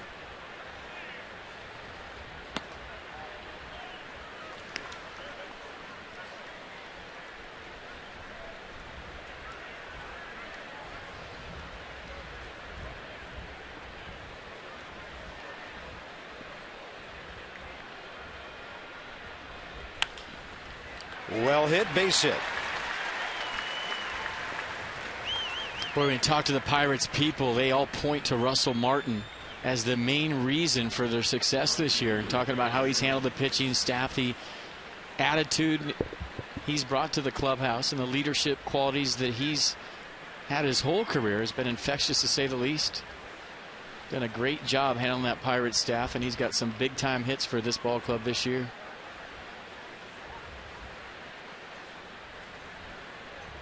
Leadoff man aboard, just like in the 4th, and here's Garrett Jones, who hit that double down the right field line. Well, the Pirates box score will show 4 RBIs for Andrew McCutchen on 2 swings. And the other, the Gabby Sanchez ground ball. I think somebody should tell Andrew McCutchen the game starts at 11 p.m. tomorrow night. What do you think? I'd love to see him driving in as we're driving out. Yeah, 11 o'clock start.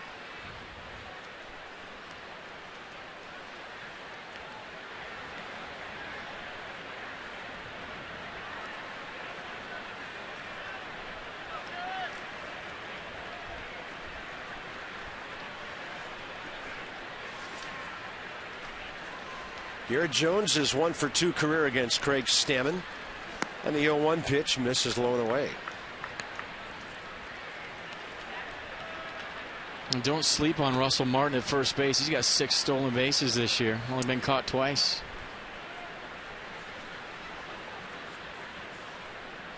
Yeah, he had 21 one year with the Dodgers, 18 the following year.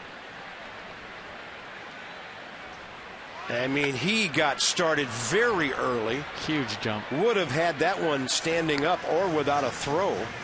Fortunately for the Nats, Garrett Jones hacked it off to the side. Yeah, watch the jump right here by Martin. Got a lean going already, and almost before Stammen even picks up his foot.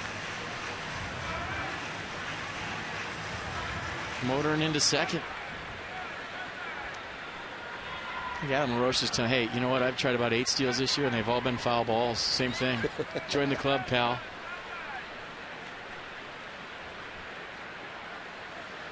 Shorter lead now, and he's holding.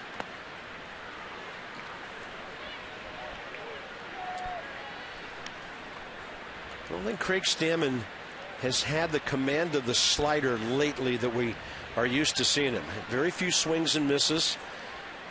And just kind of missing off the edge and down low with it. A lot of appearances last year, a lot of appearances this year. A lot of mileage on the car right now. Yeah, for a guy who used to be a starter. 59 games last year and 33 this year now. Want a pitch up, straight back. Off the bat of Garrett Jones.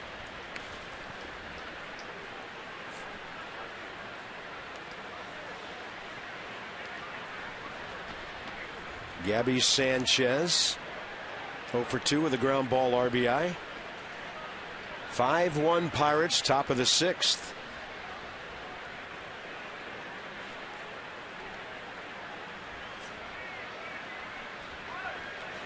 Catcher running again. Ramos. A lower throw might have had him, but Ian Desmond had to sky for that one. Russell Martin swipes the base. Yeah, it was going to be close if the throw was lower. So 7th stolen base of the year for Martin. Only been caught twice, and Ramos got a good pitch to throw on, almost like a modified pitch out right there, where he got to clear himself from Jones. Had a clear throwing lane, just kind of launched that ball high and away, and a nice stop, as you said, by Ian Desmond climbing the ladder. And look at how high Ian Desmond got. I'll tell you what, as a base stealer, when you do that, you just hope that they don't come down on any part of your body. Nats have stolen 48 bases this year. They've given up 63.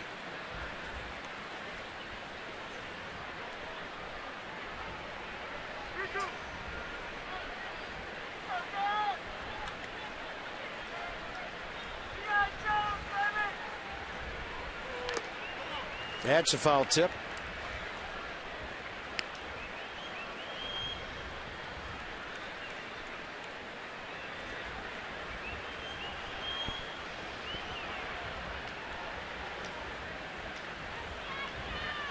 Well, 186 and 157. 542 winning percentage. It just doesn't seem like he's managed that many games, does it? For the Nats? Yeah, it's impressive. That ball scorched. Rendon, great pickup. And a nice throw to finish it off. Russell Martin gets to third base, but Anthony Rendon keeps him from scoring. First out in the 6th inning. Just such a good athlete. That's just all athletic ability and anticipate the ball being hit to you. Good jump, laid out for it. Knew he had a lot of time. So another great play from Rendon at second base. Watch the jump. Gets to his feet quick and then throws another seed right on the money to LaRoche. And give Jones credit there for moving Martin to third base with 1 out. It's a good at-bat. Yes, it was. Infield in now. Gabby Sanchez. Already a grounder to short for an RBI. And that slider from Stammen hangs up and in.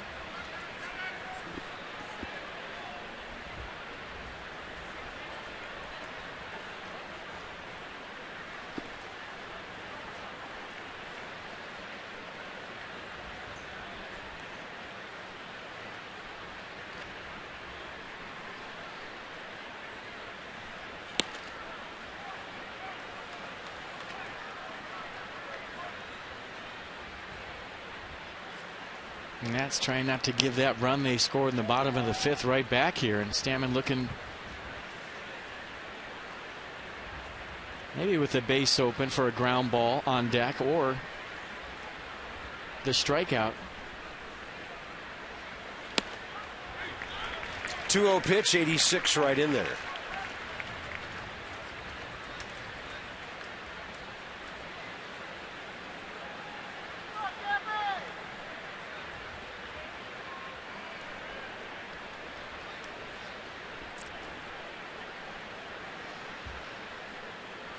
Jason Worth fairly shallow in right field for a possible throw home on a fly ball. Sanchez in a deep crouch, and he gets that slider and fouls it off. I mean, he really gets his knees flexed. He's a big man, 6'1", 222 they list him.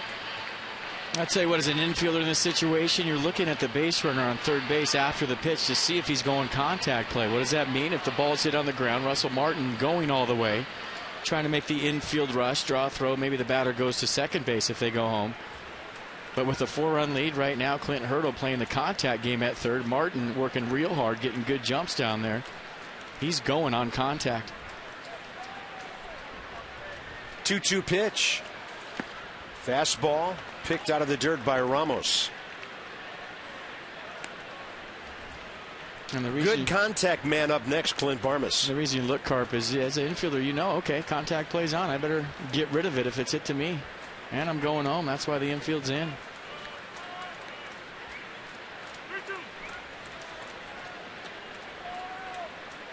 Laz Diaz, the umpire, barks out the count, 3-2 with 1 out. And Stammen with a slider that was up. And a little pop-up. Ian Desmond, big second out. Nats just have to keep the Pirates from adding on. Barmes coming up. The midseason flex pack is still going on. You can get it till July 27, 5 more days. Pick a game this month, one in August, one in September. Get a free Nationals New Era ball cap. Nationals.com/flex.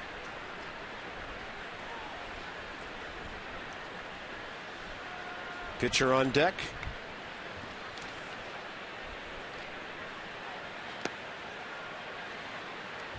This is where Stammen just needs to throw his pitcher's pitches, not let anything over the plate that this guy could turn into an RBI with the pitcher standing waiting.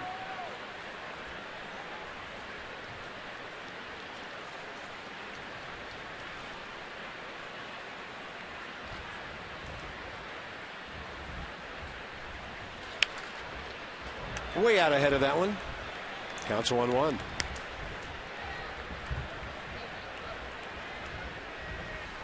Oh, this is where you got to trust your catcher. Yeah, give it to the kid. Nicely done. I love it. Cool. It looked like he didn't even know him. Perfect. Called him down, said, hey, you want this baseball? I got to tell him, thanks. Thanks, dude. Give me some knucks. Yep. There thanks. you go. Sweet. Love it. Clint Barmes 3 for 10 against Stammen career. Slider in the dirt. 2-1. You kind of wouldn't mind seeing 2 more of those. Well, as I was about to say, you got to trust your catcher and have the confidence to bounce a ball here, Sure. and that he's going to stop it.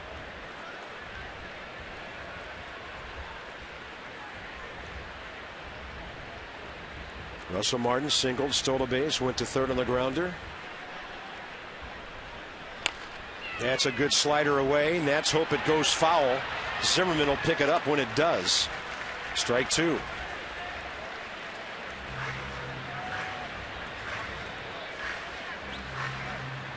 And it's always a fine line when you're hitting eighth to either force the issue right here and try to drive in the run, expand your strike zone, or just simply take your walks. And there's different philosophies about how to hit right here.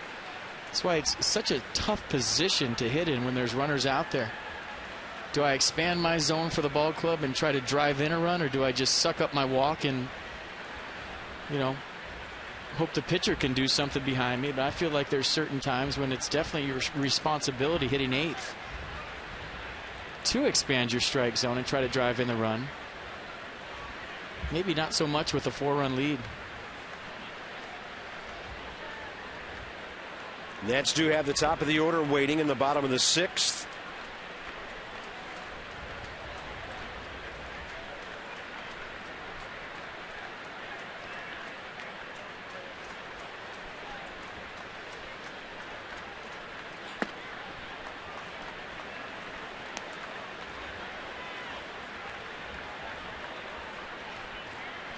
Probably go with the slider right here, you'd think. Down, see if he wants to swing.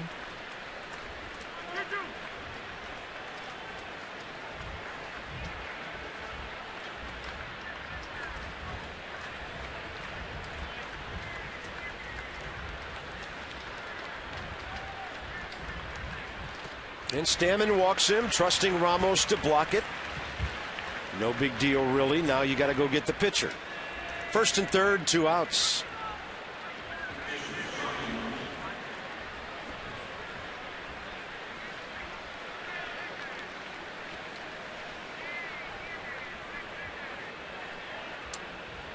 Charlie Morton, big league hitter.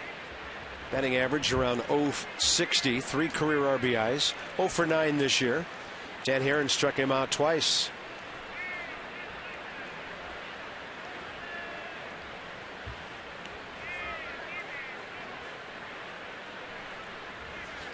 Threw him a fastball, got a ground ball. Anthony Rendon fighting it a bit. The ball had a little spin on it. And the Nats put up another 0. Harper, Rendon, Zimmerman straight ahead in the 6th.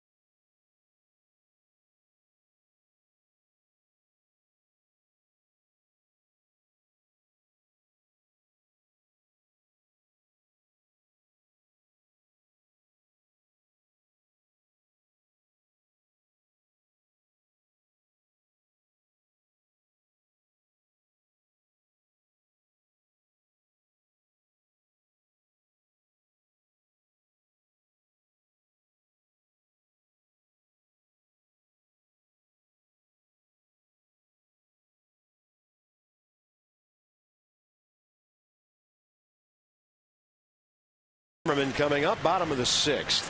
The Nats will play the Pirates for 4 and then play the Mets twice on Friday. You could throw out the first pitch Friday. We'll let you know which game. Log on to MASNsports.com to learn more. We don't want you showing up at 1 o'clock and then having to wait till 7. It would be really cool if you could throw out the 53rd pitch. That would be awesome. You're going to bring the screen out. Good crowd on hand tonight as the Nats and the Bucks battle on a Monday night here. It's getting late in July. The trading deadline is 1 week from Wednesday. Charlie Morton having himself quite a night. 68 pitches, 46 strikes. Hadn't given up a hit until LaRoche homered 5th inning. And then 2 outs later, Span and Ramos both single. But he struck out Roger Bernardina. Now the Nats have to start swinging the bats again. And a lot of talk in Pittsburgh about them going out and getting a hitter at the trade deadline. Neil Huntington, $67 million payroll, says it's got little room for growth within reason. You know, they're 26 in the majors with a .243 average coming in today, and you wonder if they're going to go out and get a big name. Yeah, those 3 hits I just mentioned, the entirety of the Nats box score, other than the Harper walk. I had a Pirate guy tell me today that their organization has kind of gotten away from even thinking about free agent pitchers. They want to develop their own arms and not go out spending a lot of money on guys. They don't need pitching right now. They do need a bat. That Pirate guy have an eye patch on? No, but he said "arr" when I asked him the first question. And of course, Matt Garza went to the Rangers today, so he goes to the American League. He put in a lot of time in Minnesota. 2-0 to Bryce Harper. And of course, Ryan Braun, huge news today, FP. Suspended rest of the season without pay. He got admitted to doing wrong.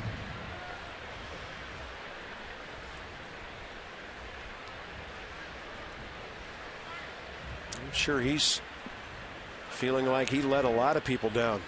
That ball club totally rotates around him in Milwaukee, and they've had a really bad season right now. 18.5 games out of first place, in last in the Central. In fact, the Nats will be there on the next road trip after a short 2-game stop in Detroit. 3-0 to Harper, and Bryce, knowing the Nats need base runners, taking all the way. Anthony Rendon is 0 for 2 tonight. And then Ryan Zimmerman here, bottom 6. Harper, base hit. So Bryce on for the 2nd time tonight. Well, I mean, Clint Hurdle's seeing the same thing we're seeing, but you feel like the Nationals, if they put some at-bats right now and Charlie Morton can put up a few runs before you can get to that awesome bullpen the Pirates have. And you see everything on pitch track from Morton up. That another belt-high 2-seamer. So for the first 3 innings, really nothing above the Nationals' knees. But the 5th inning started to elevate that 2-seamer, getting a little bit tired. The Nats putting some good at-bats on Morton all of a sudden. Yeah, as seen on the Mercedes-Benz pitch track. Anthony Rendon needs a base hit. 14 for his last 78. Not a lot you can do with your running game when you're down by 4.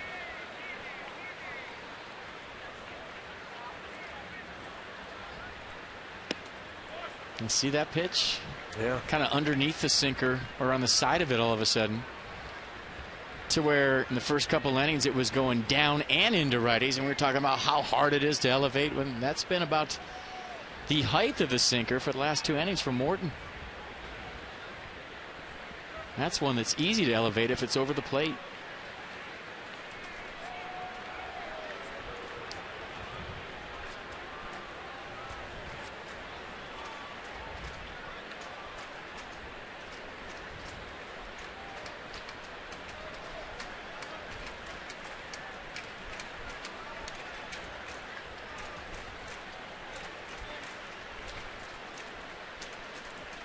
No, he was going.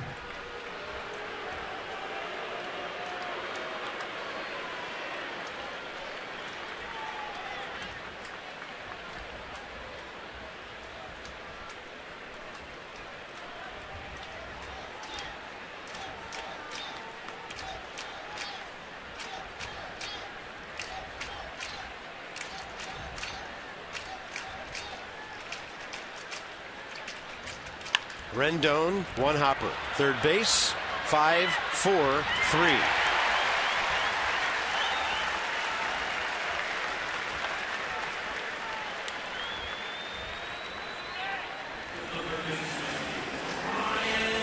It looked like he got a decent pitch to hit right here. Belt high, but just kind of rolled over it right to Alvarez. Good feed to Mercer, who flat-footed turns the 5-4-3 double play.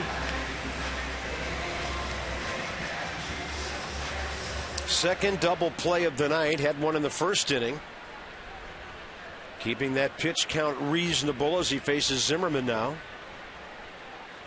Charlie Morton last time out, July 12th against the Mets.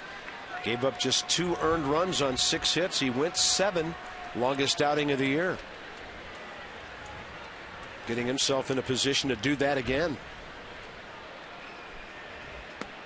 A lot of snap on that breaking ball. Ryan Zimmerman has hit 2 ground balls, and it's 0-2. Nissan will track it. And pretty good curveball right here, late break. Good frame by Martin for strike 2.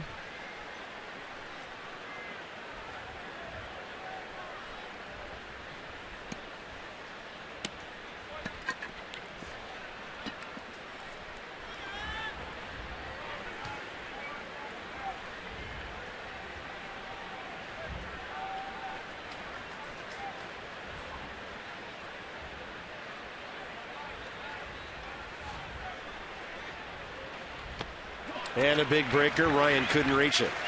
Strikeout number 5. Other than the 5th inning, that's quiet again tonight.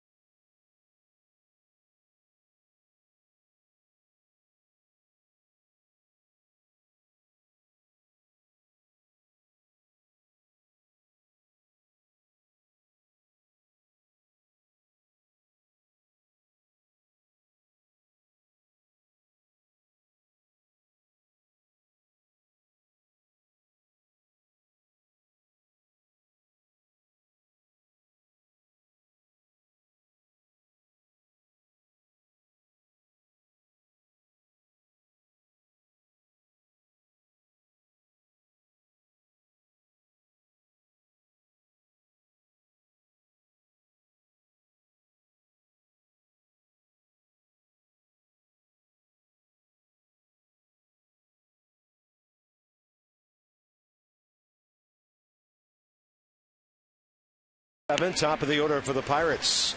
They've about hit the net 6-4. McCutcheon's driven home 4. We have an AT&T fact of the game for you. It's kind of crazy about this Pittsburgh team. They were so good in the early 80s under Jim Leyland. So close to going to the World Series. The Braves would always get in their way. And they have not had a winning season or postseason since that Cabrera base hit in '92 that drove in Sid Bream. Scoot in Barry. I don't know why he was playing so deep. I still don't know why he's playing so deep. Andy Van Slyke swears he tried to get him to move in. He's still standing there. Andy still tells that story. From center field, move in. Bonds ignored him, and Sid Bream was safe by, what, the equivalent of a step or a half step. Oh, the slowest man in baseball. I guess Barry with his arm felt like he would get him either way. It's a proud franchise. 7 pennants. They've won 5 World Series, but no series since they beat the Orioles in '79. They had been beaten by the Braves in 7 the year before that, and by the Reds in 6 in 1990, and just never could get back to the World Series. I think they're in a pretty good position to break that losing season streak this year. Well, I talked to Neil Huntington when we were in Pittsburgh, the GM for the Pirates, and he said, you know, they've totally dissected the second half of the season last year, from everything from conditioning to sleep patterns on the road to nutrition. Sitting there trying to figure out reasons why they had that big collapse in the second half the last couple of years. And like I talked about already, 15 games over 500 at the break last year. And they finished at 79 and 83. A deeper ball club, I think, this year than they were last year. Yeah. And a better ball club for sure. But when you talk about all that goes into figuring why a team collapses in the second half, you look at everything from how you travel to the hotels you stay in, to the time maybe you get to the ballpark on the road, to where there's a concern that sometimes big leaguers get there too early. The visiting clubhouses are real conducive to like a country club atmosphere, and maybe players get there at noon and they sit around and watch TV and eat all day, and before they get their work in. So they're trying to break everything down from A to Z to figure out why that happened last year. Yeah, that was a 19-game swing. I happened to be driving back west right after the regular season ended and went through the Pittsburgh area and listened to radio, talk radio, for several hours one night. I mean, the fans were just devastating. They just thought this is the year we're going to get back there, and then it all fell apart down the stretch. Meanwhile, up here, we were all geared up, getting ready for October and playoff baseball. These fans in Pittsburgh have been long suffering, and a lot of them have really stuck with their team. Didn't the Pirates beat the Braves the night the Nats celebrated the dugout here last year? Yeah, I think that's right. Craig Stammen suddenly has a lot of nasty snap on that slider. Got a strike out to Starling Marte. Buried that one in the dirt. And the count is 2-2 with one out here in the seventh inning. Bob F.P. and Julie talking it over, trying to get this ball club to get some offense going. Not that we can help. All we can tell you is what we're watching. 2-2 pitch. And it's been frustrating for all of us. We know fans are frustrated. The ball club is. And having said all of this, our fans continue to come close to packing this park. 115,720 over the weekend. And another good crowd in the neighborhood of 30,000 tonight. 2-2 to Jordy Mercer.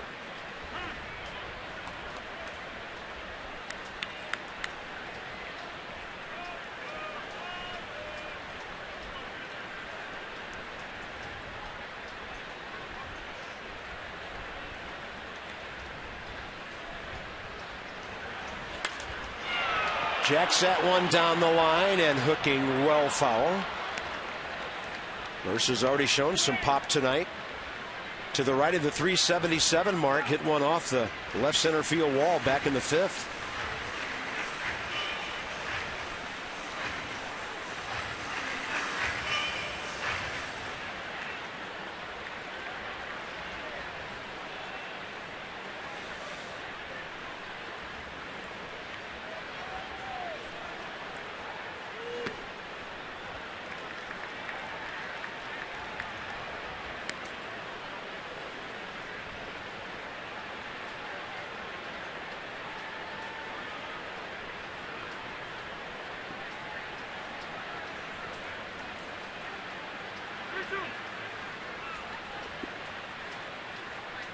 Mercer 0 for 1 career against Craig Stammen.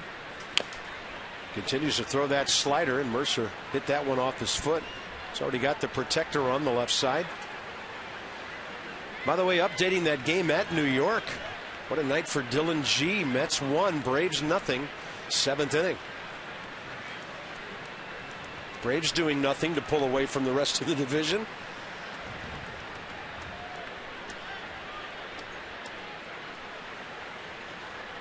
Yeah, there's been opportunity.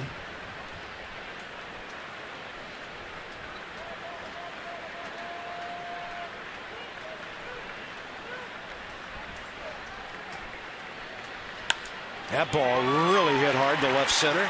Bryce Harper over to cut it off.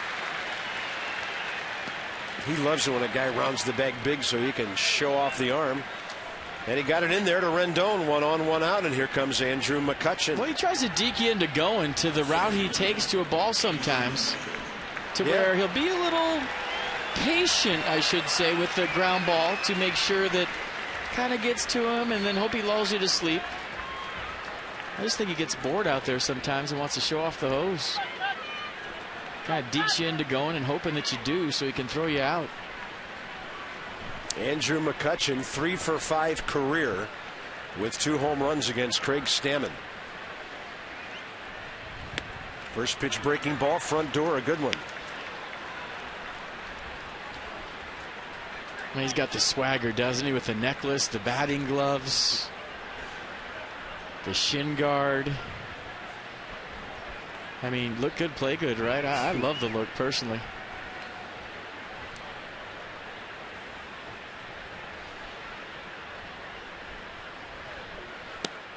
He's kind of looks like a pirate with a bat.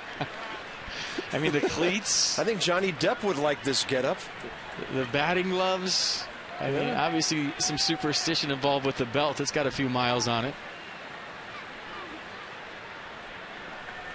That is a good-looking uni. Fastball. It's a little bit low, 2-1. Sleeve on the right arm. Kinetic on the last pitch. Always likes the low fastball, doesn't it? It does, but that was down.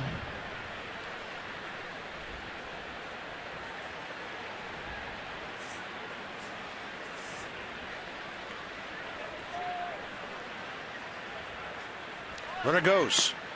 Low and away. Good throw. Out! Rendon got the glove down in a hurry. Got Jordy Mercer. And Wilson Ramos guns him down for the second out. Yeah, good throw right here by Ramos, right on the money. A little hesitation in the jump by Mercer, and that might have been the difference. Good throw, good tag.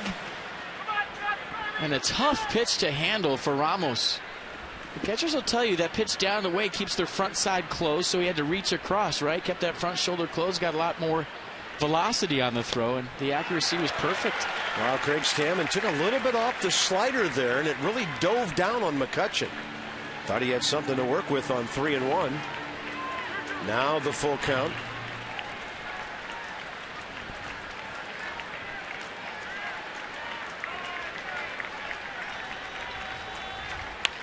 That slider up a bit. Zimmerman got it. Over to Adam LaRoche, and that'll do it as we arrive at the 7th inning stretch. Brought to you by Hyundai's Easy Decision Events. Visit your Washington area Hyundai dealers tomorrow, sometime this week. Gorgeous night in D.C.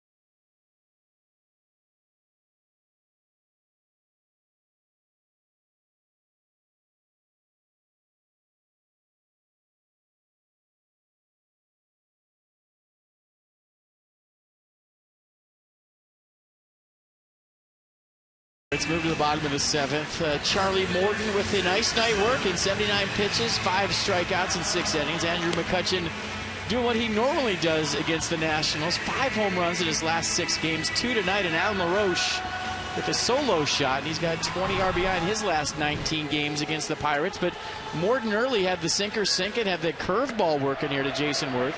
And you'll see the sinker to Bryce Harper, a little front hip piece for the called third.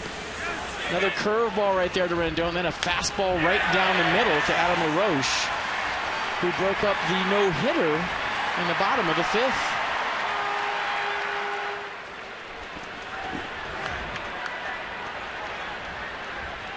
Twelve groundouts with that power sinker he's been featuring here tonight. Yeah. He got 3 in the first inning to get him going. 2 more in the second. 3 more in the third. It's been impressive.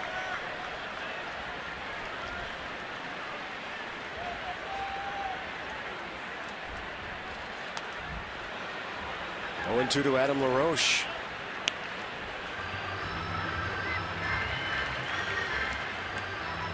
I mean, it's one thing to have 3 fielders on the right side. And as you look at Ian Kroll get loose, man, it must be tough to look out there as a hitter and see 3 guys. But how about just that umpire, Mike Estabrook, getting on the other side a second so it doesn't look like you have 4 defenders there on the right side against you. And a lot of managers will tell you that it's more of a mental thing with the switch and the shift to where hitters look out there and see that. But if you're Adam LaRoche, you got 3 fielders and an umpire. Yeah. 4 guys on the right side. As you say, a lot of Pirates people over there. Yeah, but that's another black jersey. Look out. Way inside. Somehow it didn't miss Adam. Got him on the foot. So he's aboard in the bottom of the 7th. Adam LaRoche on for the 2nd time.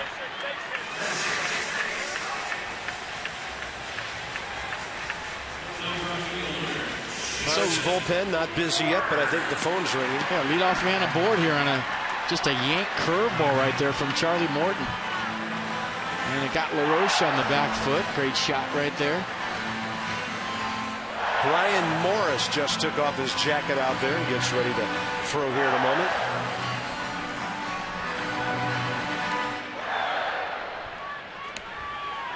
Jason Worth 0 for 2. Looking for the middle of the lineup to get something done here. 93 right in there.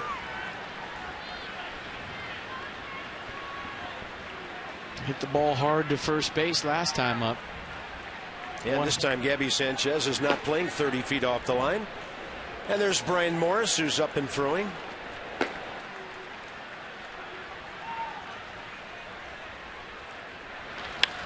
Jason Worth, long ball left center. And this is a 5-3 game. 3 homers his last 2.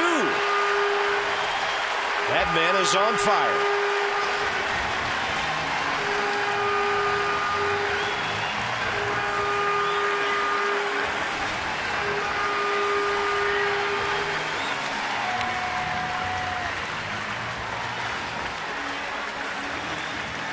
That ball was absolutely, positively roasted by Jason Worth. And look at the sinker down. Not a bad pitch right there. You look where Russell Martin was going to get it. But Jason Worth, a notorious low ball hitter, drives that ball in the red seats to make this a 2-run game. Ian Desmond is next, nobody out. And now the Nats turn the tables on the Pirates with a homer after a hit batter. Worth now 13 homers, 37 RBIs, and 27 RBIs in his last 41 games. Ian Desmond will foul this ball out of play. He is absolutely locked in. And I will go back to what I said earlier. He's playing the best baseball of his career. So the Nats have hit 3 fly balls tonight. 2 of them have left the yard. Don't forget, Ian Desmond flew out to deep center last time up as well. And a breaking ball well outside. 0-2 pitch that was.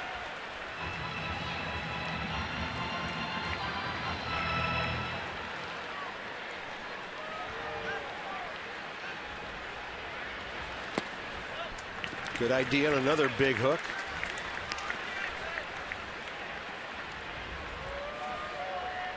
Pirates have 2 left-handers, but none of them warming up. Denard Span on deck. Chad Tracy still available tonight. Lombardozzi off the bench. Desmond doing a great job of eyeballing 3 curveballs that he didn't even come close to biting on.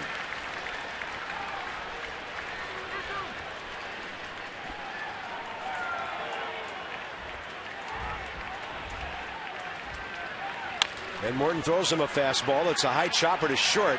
Clint Barmas, low throw, and a great pick by Gabby Sanchez.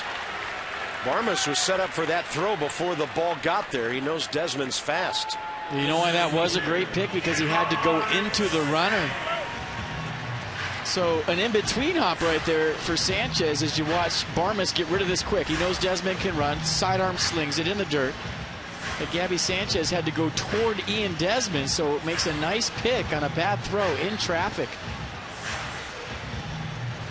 Wow, very athletic play, and Barmas saying, you got me right there, thank you. Picking me up big time on the backside. 1 out here in the 7th. Denard Span coming on. And if Gabby Sanchez wouldn't have picked that, that would have been E3. And I'll let it go. Sorry. I'm speechless. Just going back to my point on the Chad Tracy ground ball 4 months ago. Sorry. Chad Tracy pick it first. I'm really good at letting things go, aren't I? Very good at it. Hey, bring your glove to the ballpark. Get it, baby. That's a good looking picker right there. Breaking ball outside. 1-1. Span pulled the ball first time, grounded out. Second time, stayed with it. Shot a line drive to left field.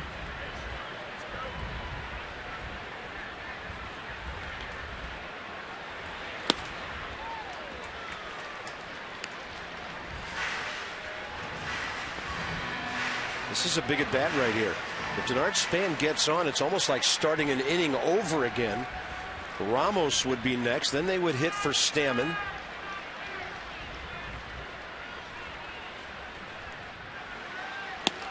And Span will take a fastball in there, but he's not afraid to hit with 2 strikes.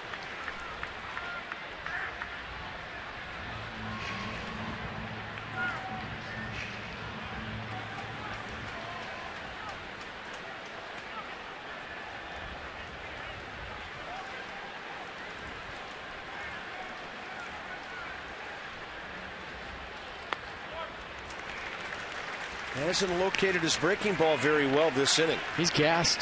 Clint Hurdle knows it. Pitch number 97 coming.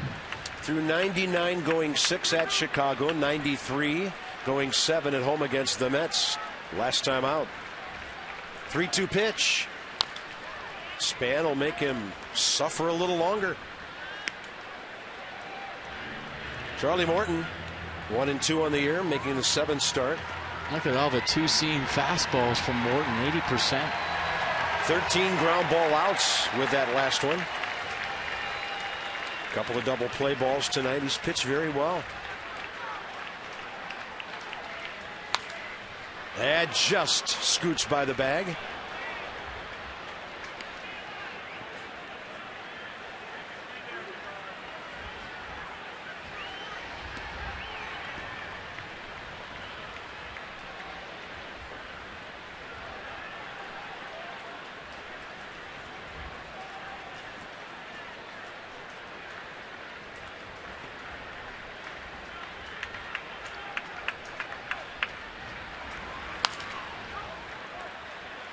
Denard Span getting those 2-seamers in. Make a play. Nice. Just waiting for Morton to leave one right out over the plate. I might have cracked his bat on that one. A little hairline fracture. Go back to the dugout. Get yourself a new one. Pick a winner.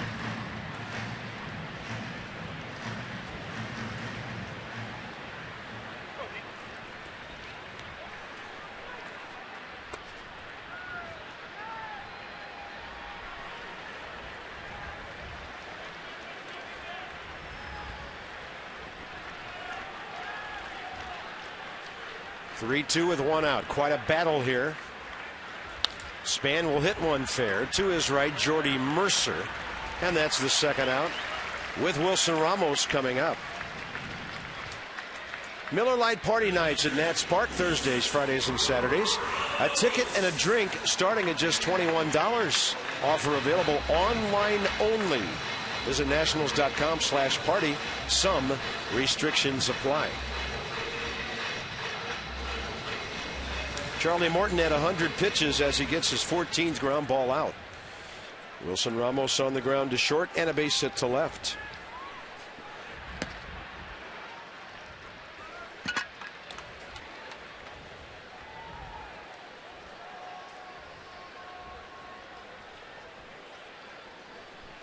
Steve Lombardozzi for Craig Stammen if the inning gets to the next spot.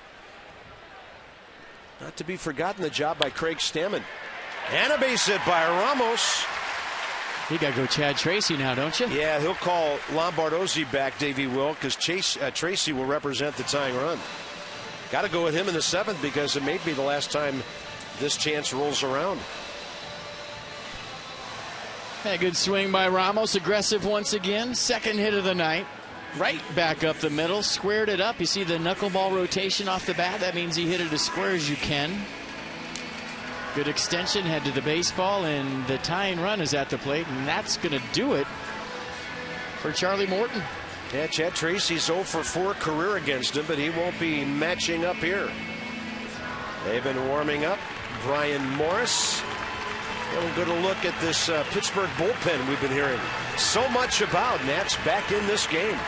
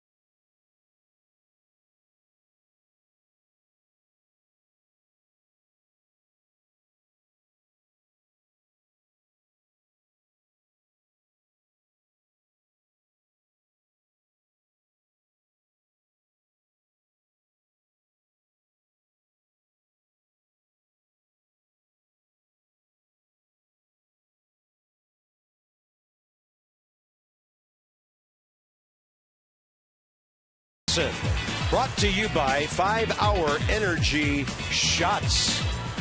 Capitol Dome all lit up tonight. Been a nice night in D.C. 87 at game time. Lots of muggy around here. And now the Nats are trying to make a big-time comeback. It'll continue against 26-year-old right-hander Brian Morris, who's going to make his 30th appearance. 186 the league hitting against him. Not a strikeout guy. 26 Ks, 18 walks in 41 innings. Yeah, 3 pitches, fastball, slider, cutter. Loves the cutter, throws it 54% of the time. And he has been scored on 5 times in his last 24 games.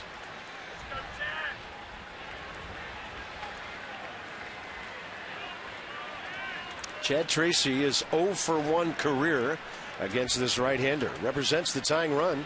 He's had a couple of pinch home runs this year. Chad looks at a breaking ball that dives down and in. Might have been the cutter at 91. Some serious cut. Chad 8 pinch hits this year, 2 homers, 3 RBIs.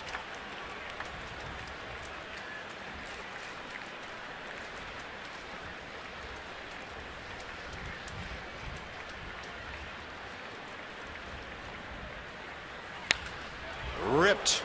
Tell you, he's swinging the bat well. Had a 3-hit game over the weekend against the Dodgers. Well, Chad Tracy got a pitch right there. It was just a hair quick. That's a great number for Brian Morris and the Pirates. 90%. Most good relievers somewhere between 70 and 80.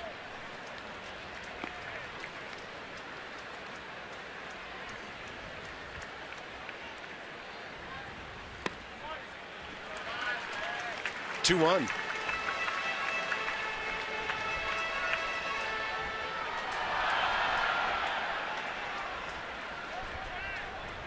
Brian Morris once involved in a trade involving Adam LaRoche. 3-team deal. Dodgers, Red Sox, Jason Bay, Manny Ramirez, Adam LaRoche, all changing addresses. And Tracy with a chopper right side. That'll be easy for Gabby Sanchez. Nats will pick up a couple on the Jason Worth home run after Adam LaRoche was hit by a pitch. Totally locked in is the Nats right fielder now. And with 2 innings to go, Washington's back in it. It's a 5-3 game.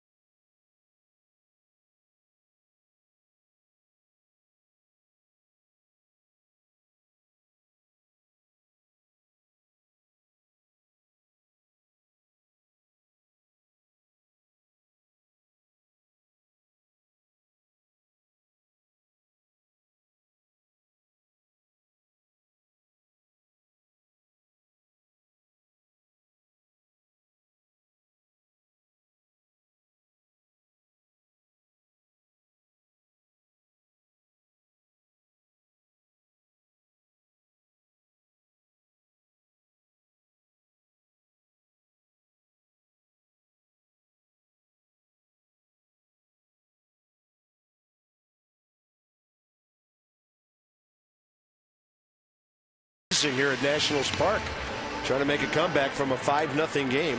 Remember, every time the Nats hit a homer, and Jason Worth's done it tonight, Adam LaRoche has done it, the Nats are donating $250 to the Children's National Medical Center. It's for a wonderful cause from Lexus, the pursuit of perfection, and that's thanks to our DC area Lexus dealers. Ian Kroll will take over for the Nats. Battle of the bullpens now. It'll be his 16th appearance. The rookie with a 1.72 ERA and a 1.61 opponent's batting average. 13 strikeouts to just 1 walk.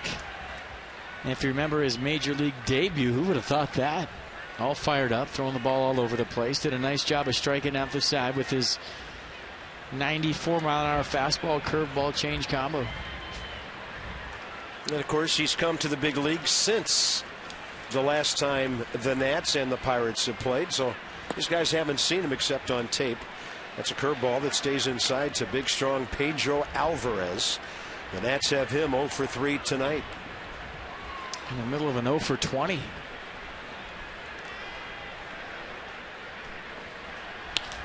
He'll slap it to left. Totally my fault.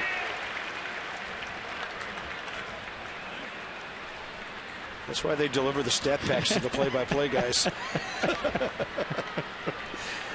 Oh, and I got to show it again. Thanks. Look at Alvarez right here. First hit and 20 at-bats. You called it. Line drive to left. Beautiful swing. You know, I'm not superstitious, but I just do this to humor you. So, Russell Martin, and there's no problem with his swing right now. He's 2 for 3. And he's hitting for his career over 320, close to 330 against the Nats.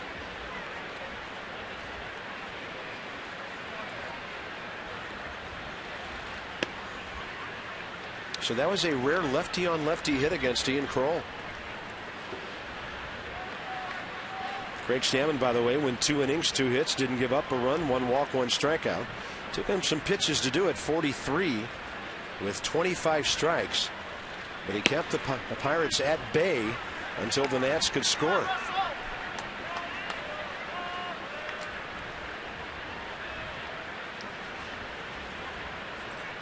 Little stash working right there.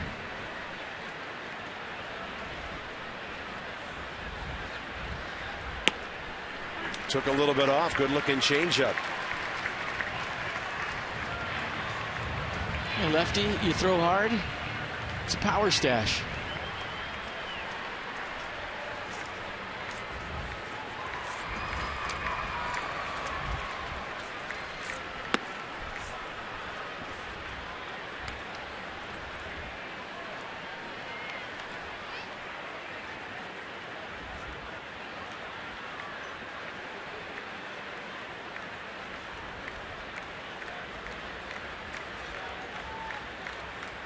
Went with the curveball on 2-2 and missed by plenty. Trying to prompt Russell Martin into hitting a ground ball, maybe to the pull side. He's hit into 7 double plays this year. Garrett Jones on deck. A good time to start the runner then. Well, the Pirates up by 2. They got nothing to lose. They don't start the runner, but he gets to walk to second base.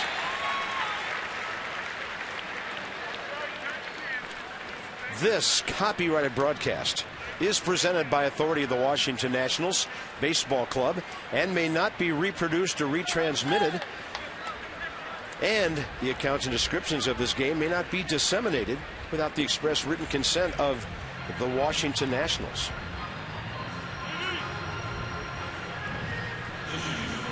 Steve McCaddy to the mound to buy some time for Drew Storen.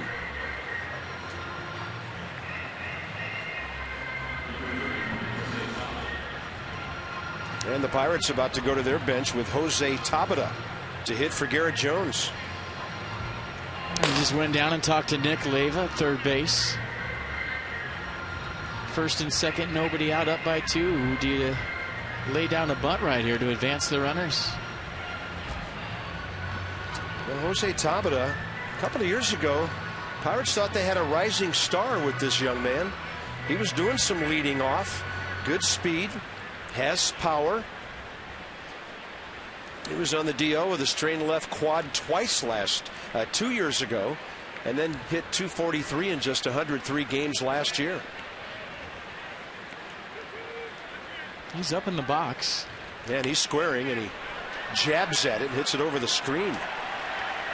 Jose Tabata, just to check his pinch hitting numbers, 4 for 16, a couple of RBIs, and he has 2 sacrifice bunts on the year. Didn't look real comfy in that attempt, and you wonder if Clint Hurdle's thinking about taking the bunt off. The guy's not looking comfortable. Do you want to do that before it gets to 2 strikes? If you see a guy, and obviously you know your personnel better than anybody else, not look comfy, sometimes you take it off, but he is getting the bunt down. Wow, then he deadens it perfectly, and it takes a superior play by Ryan Zimmerman to keep the bases from being loaded with nobody out. It's a sacrifice that almost turned into a hit. Great play by Ryan. Yeah, good bunt by Tabata right here, getting it down after what looked like a very uncomfortable first attempt. Scoots up in the box, has that little side spin on it to where it's going toward the line. Ryan Zimmerman almost has to feel the ball that stops rolling right here. It makes a nice throw on the money. Good sacrifice bunt. Good situational baseball by the Pirates once again. Yep, infield in now.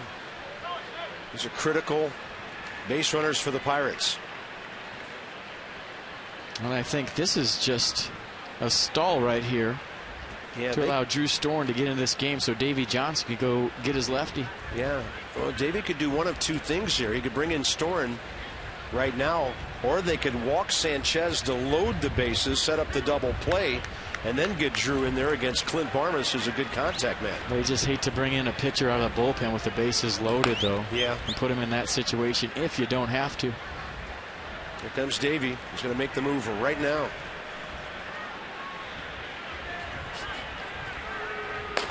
So just a third of an inning for Ian Kroll, giving up 2 hits. We'll check the matchup numbers between Drew Storen and the Pirates and bring you back to Nats Park in a minute.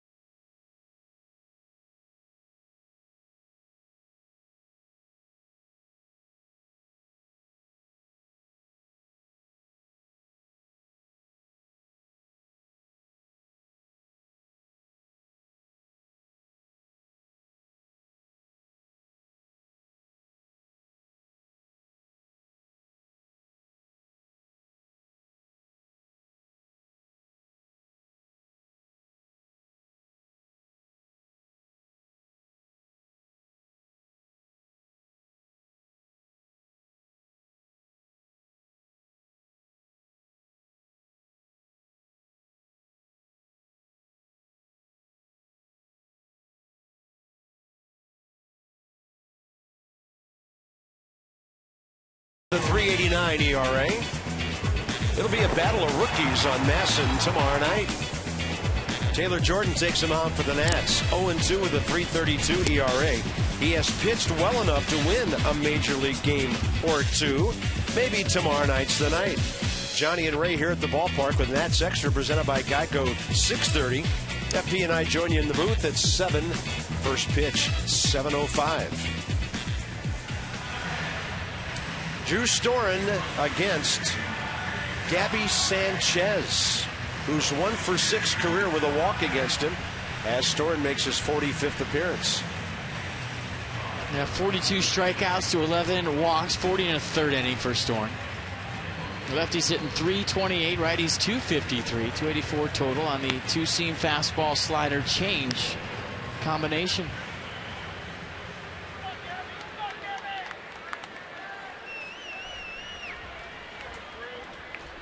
And Davey Johnson infield in, big part of this ball game. He just got back into it with a 2-run homer from Jason Worth.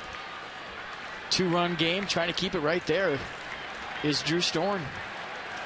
Sanchez 0 for 3 tonight. RBI grounder back in the 4th.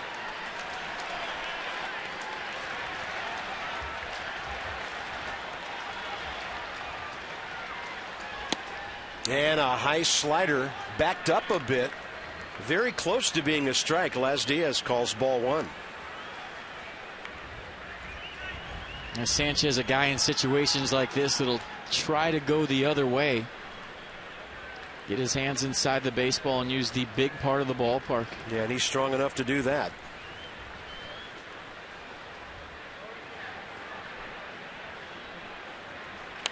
That's a breaking ball that was over and fouled back. We talked about this earlier. For a big man, Gabby Sanchez presents a rather compact strike zone from top to bottom, getting into that deep crouch of his. But what he does at times is he comes out of that crouch in the middle of his swing, and what that does is your head moves, and when your head moves, you're taking a moving baseball that's already moving and making it move more. He is really spread wide open there. And a 1-1.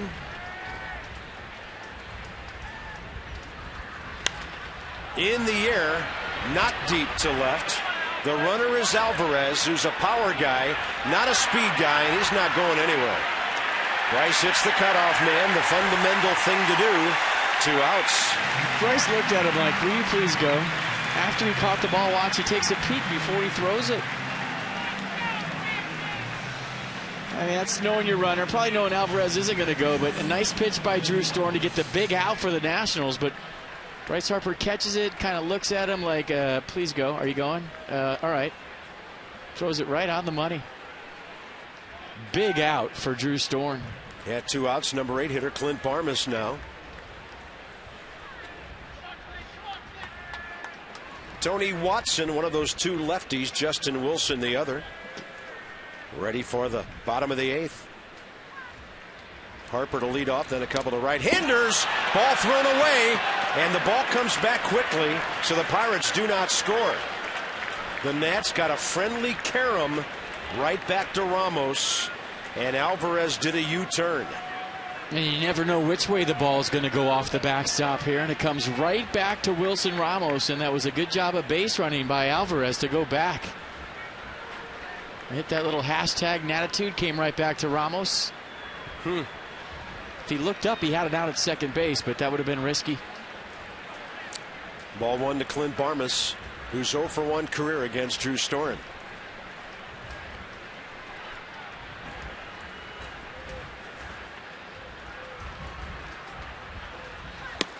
Fastball stays outside. The Pirates do have a left-handed batter on deck if Drew Storen can't put away Barmes to end this inning, and that's outfielder Travis Snider.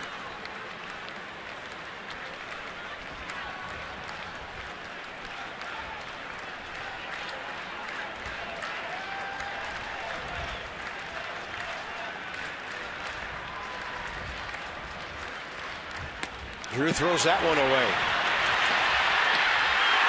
Drops the ball, and evidently Alvarez got home plate, and the Pirates lead 6-3.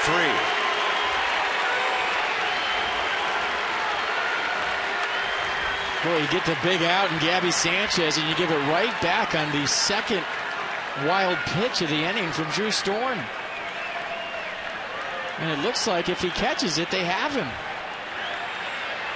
So a good feed from Wilson Ramos right to Drew Storen. It's all he has to do is put the tag on Alvarez, and he's out. He can't handle the ball, and that is definitely one you're not going to put on the highlight reel. Now another runner at third with 2 outs. The count's 2-0 to Clint Barmes.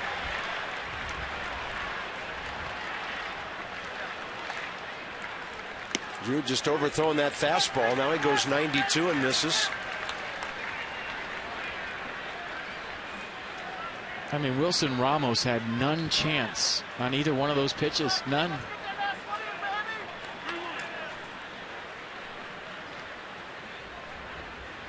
Count is 3-1. Barmes 0 for 2 with a walk. Then throws a good fastball that runs right down the edge on the outer half. Mercedes-Benz will track it for you. Two-seamer on the black. First strike, 2.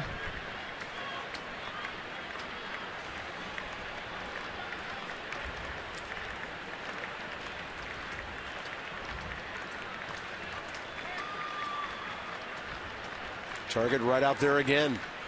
He goes fastball, fouled away by Barmes. As mentioned earlier, a good contact man, tough to strike out.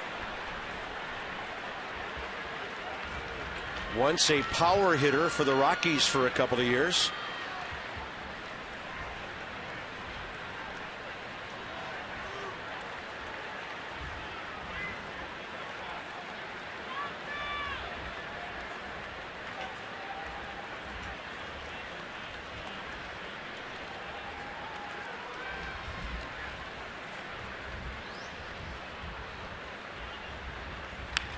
Riding high fastball, straight back and went.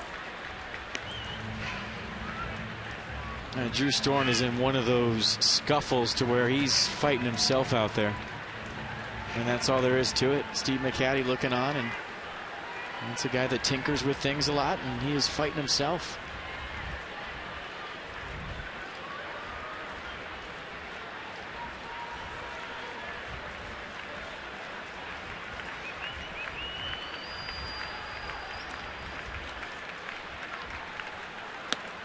And Drew nowhere near the plate there. 2 walks this inning by the bullpen. Nats don't have anybody warming up. It'll be righty-lefty as Travis Snider comes in.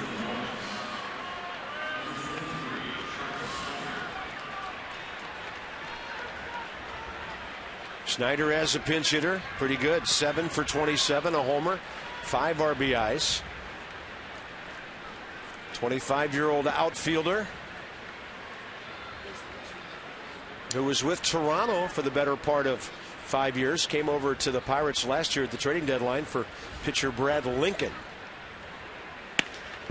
Storen throws the fastball up.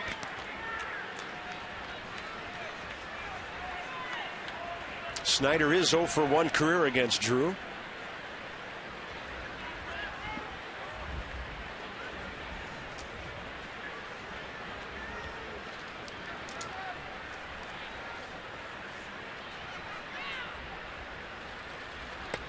And I know from a hitter's standpoint, if you start making adjustments daily and you start changing things here, grip, on the bat, your stance, you get to a point to where you're so far away from where you started that you can't get back to that point because you've made so many adjustments.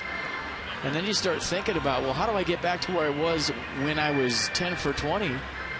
And you can't really get back to that point because you're so far away from it with all the adjustments you've made. It's hard to get back there.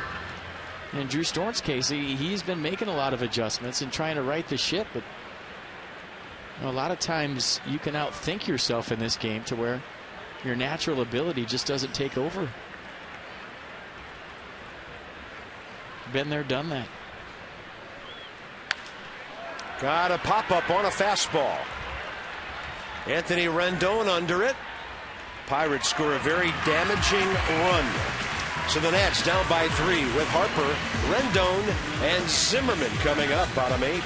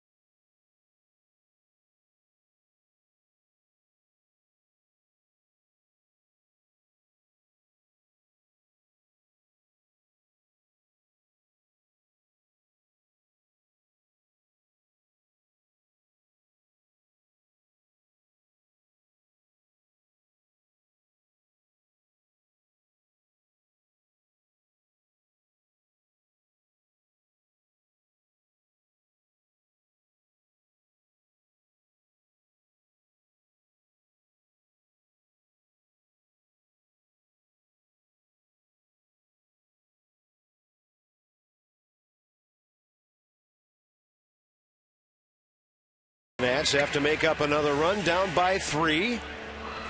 Top of the order coming up. MLB.com at bat, celebrating 5 years as your #1 mobile app for live baseball. Even I have this one. iPhone, iPad, Android, BlackBerry 10.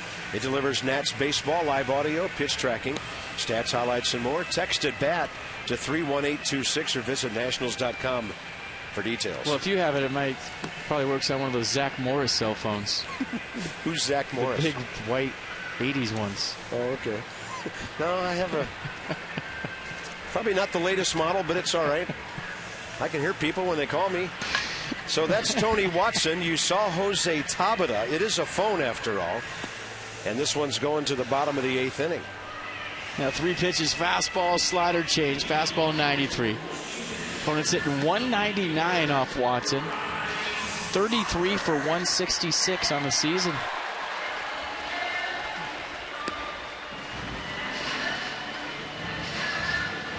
And Bryce Harper simulating his swing against a left-hander. Should we check to see if he bites his right shoulder jersey again to try to keep that front shoulder in? Nah, he's just having one of those days where he felt like he was flying open and trying to keep that front side closed. And it was against a lefty, so maybe, I don't know. Having a good night in the leadoff slot. Yeah. On base twice, a walk and a base hit. Bryce is 0 for 3 with 2 strikeouts against this lefty. Walk in the first, single in the 6th. Low, ball 1. They're going into the top of the 9th at New York. Mets 1, Braves nothing. Phillies off tonight.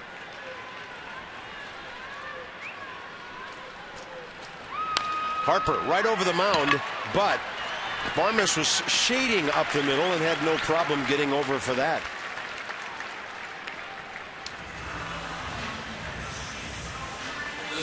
Pretty good scouting tonight from the Pirates on the Nationals. They've been in the right place more times than not. And Bryce Harper, a guy who hits the ball the other way.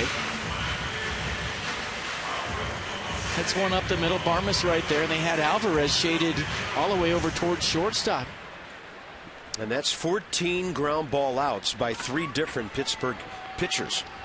Anthony Rendon is 0 for 3. A couple of grounders, 1 a double play, and a strikeout. Right-hander Vin Mazzaro. And you know who's going to be pitching the 9th if it's a 3-run game.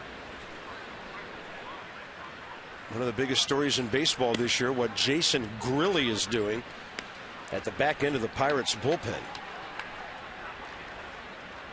League leading 30 saves. Did it in the Pirates' 96 game. That's the fastest Pirate to reach 30 saves. Rendon, a flare to center. It'll drop. He'll take it. Anthony's had some hard hit balls lately that haven't gone anywhere but gloves. And that's big with Zimmerman and LaRoche coming up here in the 8th. I think he just said, I'll take that right there, and absolutely you'll take that right there. Kind of off the end of the bat, but you see the head buried at contact. Look at the head down. Great shot right there, and just staying through it enough to get a line drive base hit to center field and bring Ryan Zimmerman to the plate. And the Exmo, that bat quivering just a bit down off the end. Ryan Zimmerman 0 for 3. He's 0 for 1 career against Tony Watson. Looks at the fastball well outside.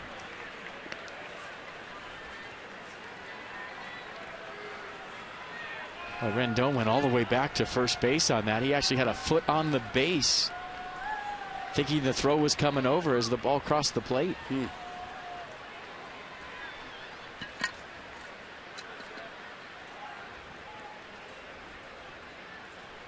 Yeah, leaning back a bit that time. 1-1. Some lefties' best move is to home, and what do you mean by that? Well, it looks like they're coming to first. So if you have a good move to home to where it's deceptive to the runner and it actually looks like you're going to throw over, that'll stop a base stealer more than a good move to first.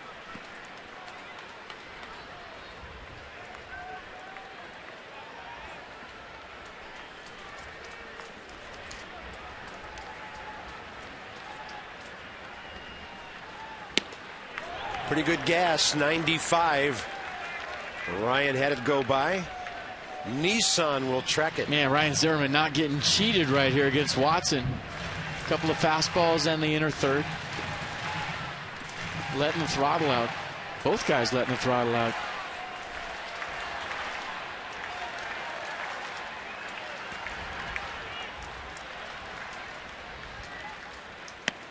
And he goes up and in.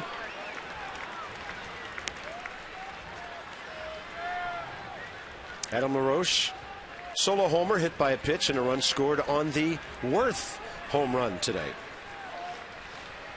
And he's had a couple of hits against this left-hander.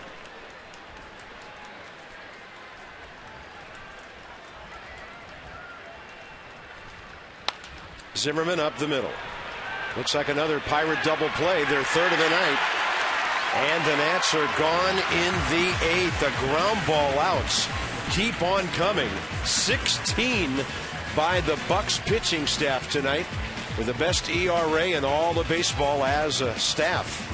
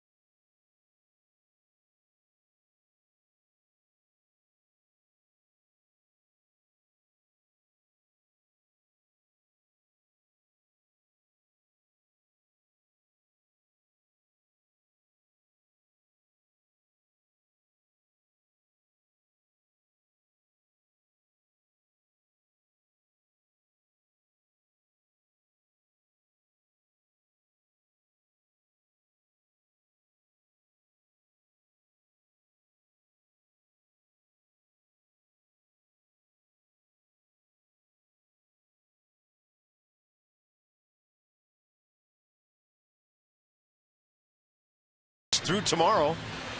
Highlights of the homestand have included a $1 Monday and a water theme day. See the future Nats at 703-590-2311 or PotomacNationals.com. This ball game into the 9th inning. Pirates on top 6-3. They're trying to win their 58th game of the year. The Nats are trying to avoid going 3 games under 500. Fernando Abad will take over, 22nd appearance. Starling Marte, Jordy Mercer, and Andrew McCutchen due up for the Pirates. Yeah, and those 3 guys are going to see fastball, curveball change from Abad. Fastball 92 miles an hour.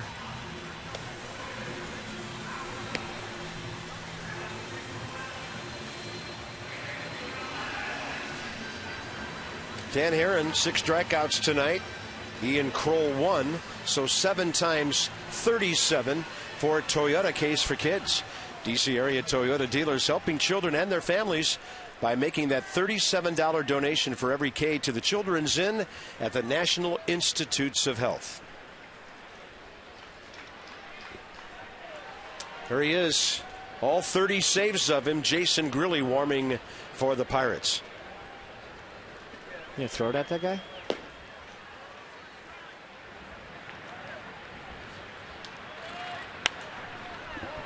And Fernando Abad has his pitch fouled off by Starling Marte,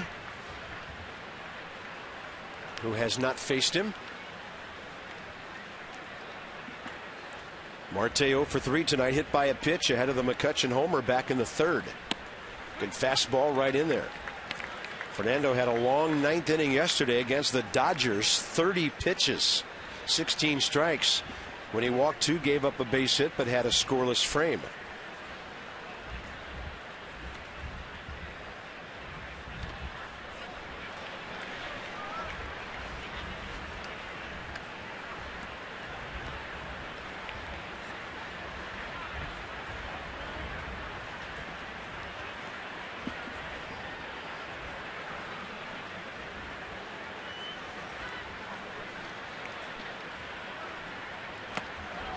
And Abad gets him.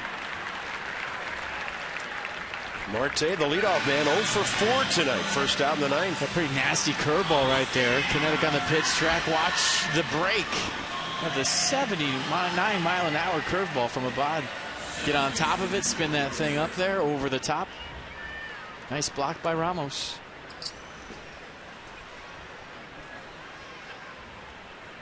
Jordy Mercer, ahead of Andrew McCutchen, has been on base 3 times tonight with a walk, a double, and a base hit.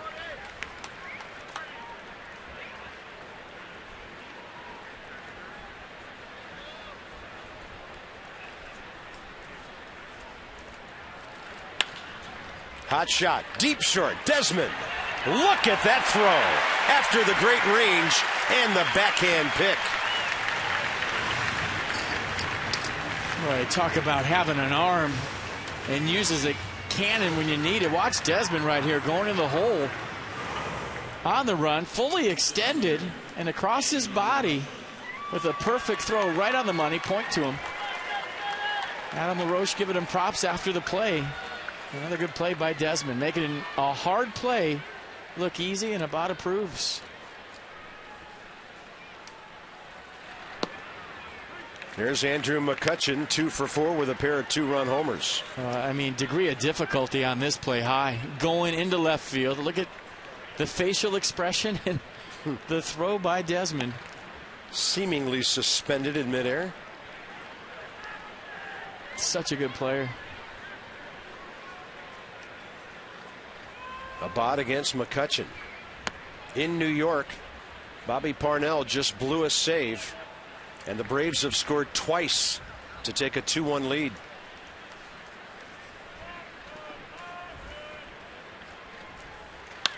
McCutchen in the air to right.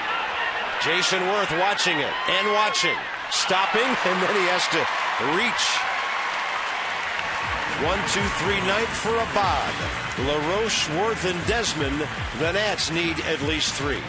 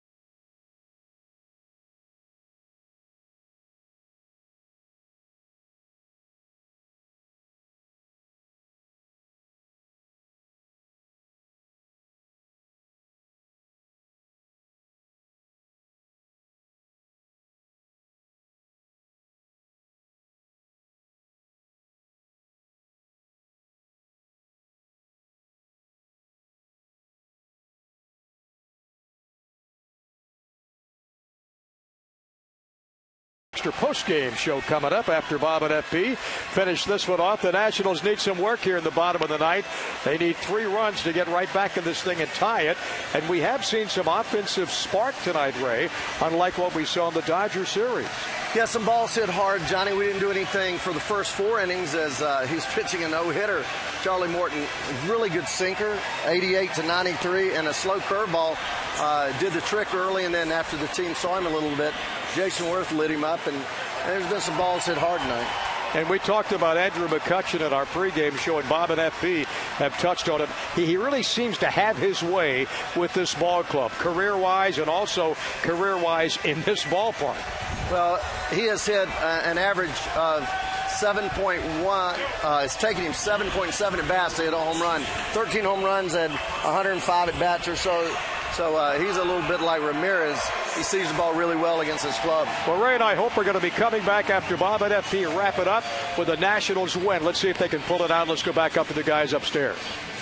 All right, thank you, Johnny. Thank you, Ray. Long way to go to do that. And the toughest closer right now in the National League, against whom to do that. Now, Jim Johnson of Baltimore has 35 saves. Mariano Rivera has 31. Jason Grilli is the National League leader with 30. Yeah, 2-pitch guy just comes right after you with the heat, 94 miles an hour. He's got a slider to go with it at 83. Doesn't really mess around. Just no nonsense. Here it is. Hit it.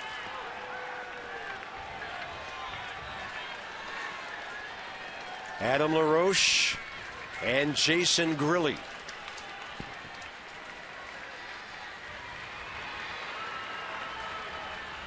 In this matchup, Adam is 1 for 3 career against him with a walk. And the bottom of the ninth underway with strike 1. 36-year-old right-hander who's having the season of his life. 5 career saves before this season. Up and in.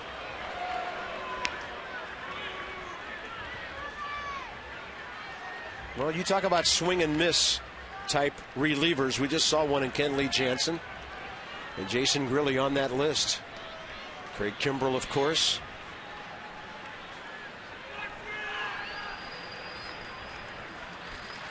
He's probably walking to the mound right now in New York for the bottom of the ninth. He is on the current cover of Sports Illustrated, the first Pirate since Barry Bonds in 1992. Interesting. I think Nats fans know why I just said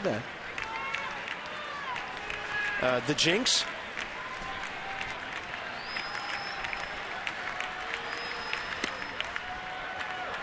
Three and one.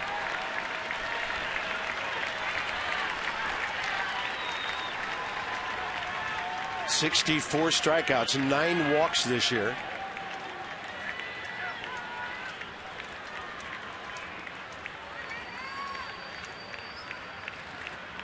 Adam LaRoche is aboard to start the bottom of the ninth. And he's on for the 3rd time. It's after Kia drive of the game. Let's go back to the 7th inning. Jason Worth, stay hot. 2 home runs yesterday. Add another one today. 13th home run of the year. 2-run job. And a bunch of solo shots before that. So nice to see a runner on board for Jason Worth. Drive the game brought to you by Kia. Visit Kia.com to learn why Kia is one of the fastest growing car brands in America.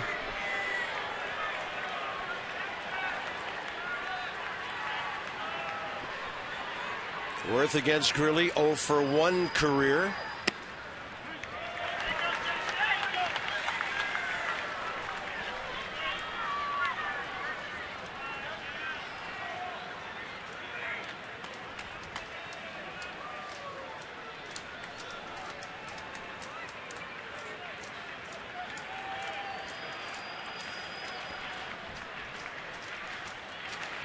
That ball hit hard to right.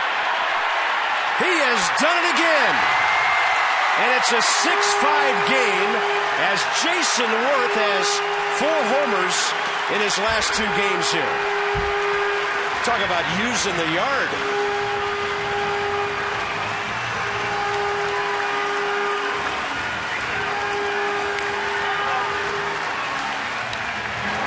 I mean, some kind of absolutely positively locked in is Jason Worth.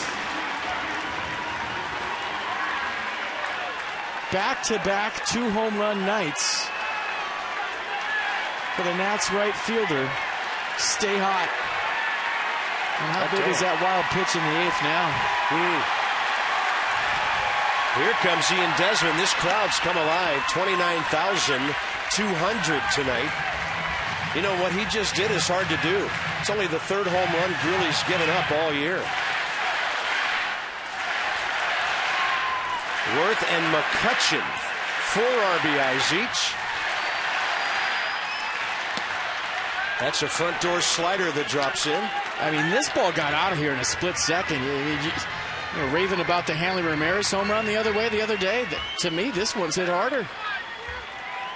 I mean, just getting on top of that ball, driving it out the other way, and you see the emotion from Jason Worth. That's what I was talking about earlier. Fight in a champion.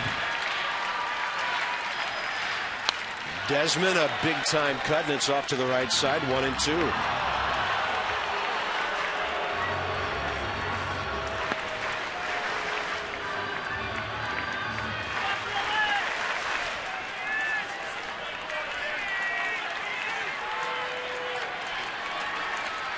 We're talking about that late jump on the fastball and how he caught it out front.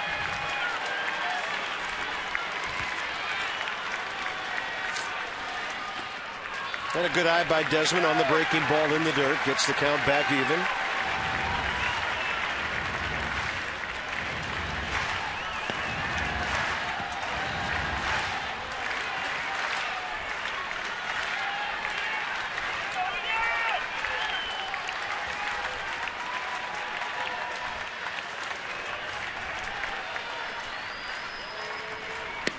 Fastball up, 1 out.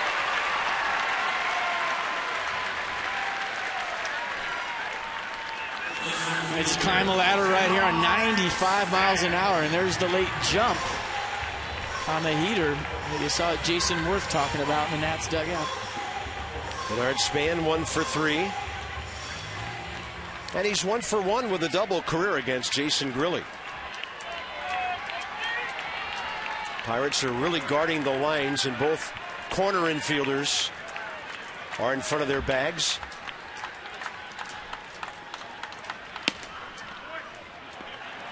Well, Denard Span is going to go total leadoff hitter mode right here, any way he can to get on base. The one thing that does, FP, with Alvarez close to third, Sanchez close to first, opens up some more ground ball room on either side, especially the other way. And Gabby Sanchez is standing right on the line. Look at that. I don't know that I've ever seen anybody play that close to the bag. Yeah, routine ground ball, 8 feet to his right, it's a base hit. Look at that. I mean, that's taking no doubles to a whole new level, almost 1 foot in foul territory for the Pirates' first baseman. Look at that. You usually just kind of play close to the line in no doubles defense. You don't want anything between you and the bag. Yeah, especially with that glove on his left hand. Gabby Sanchez holding a runner on that's not there. His glove could be in foul territory right now. That's a high strike. 94. And Denard Span thought it might be 3-0.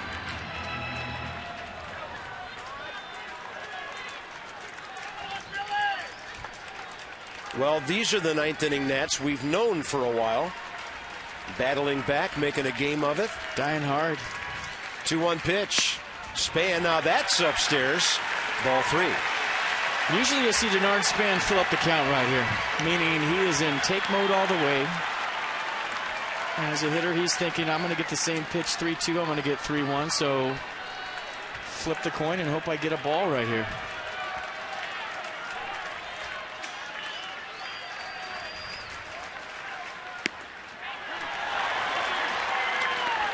Well, that had to be the top of the strike zone. Up and away. Now watch pitch track. Probably top right corner. Or not.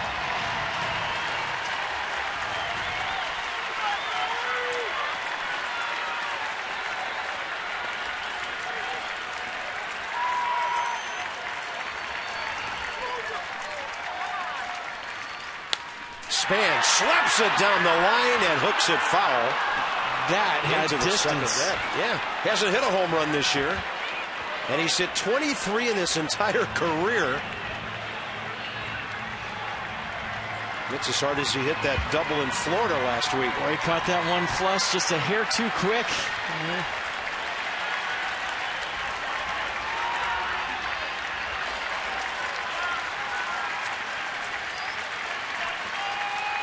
3-2 with one out. Span down the line, right field. This is going to get the tying run to scoring position. A quick pickup by Tabata holds him to a double, and the Nats are in business in the bottom of the ninth. I'll tell you what, this has turned into one heck of a baseball game from 5-0. Pirates to 6-5, tying run on second base. Denard Span with a great at-bat. You talk about dropping an AB on somebody. And it was only a matter of, was that going to be a double or a triple with one out? Game on. And Denard Span, you should clap for yourself. That was a great at-bat. Wilson Ramos coming in now. He has never faced Jason Grilli. Wilson swinging the bat well. Over his last 11 games, hitting over .330, and he's 2 for 3 tonight.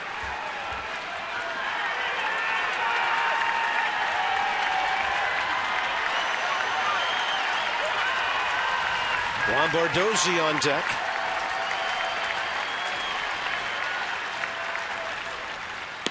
Ooh, breaking ball. Hanging middle of the plate at 82. Pretty sure Jason Grilli doesn't want to throw another one right there. Lombardozzi. A couple of right-handers still left.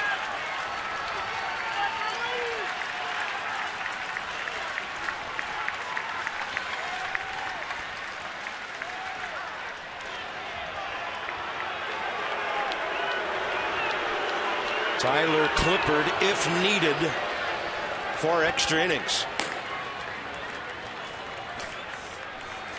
And, of course, Vin Mazzaro still throwing for the Pirates.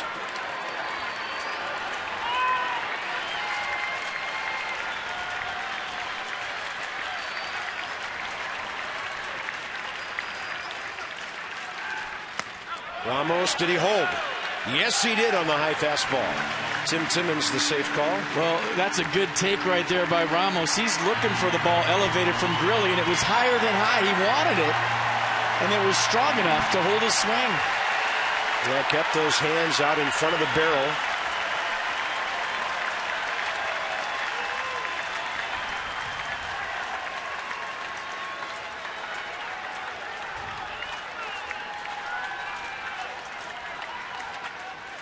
Fastball, and Ramos fouls it back. Got a pitch. And this man doesn't have to pull the ball to hit it a mile. And he got an elevated fastball at 93. And that guy was some kind of fired up on the Span double. Well, this is why you stayed to the bottom of the ninth, right? Always. Where else would you rather be?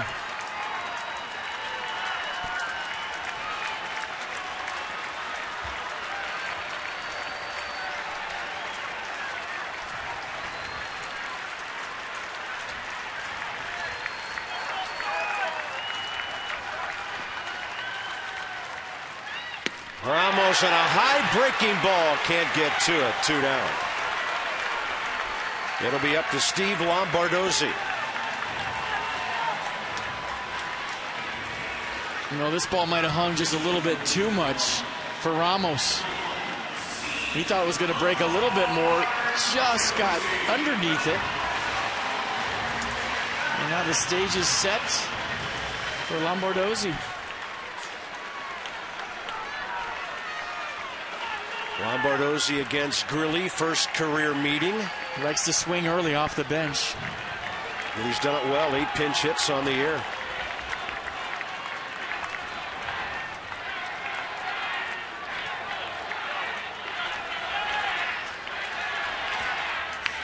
Check swing.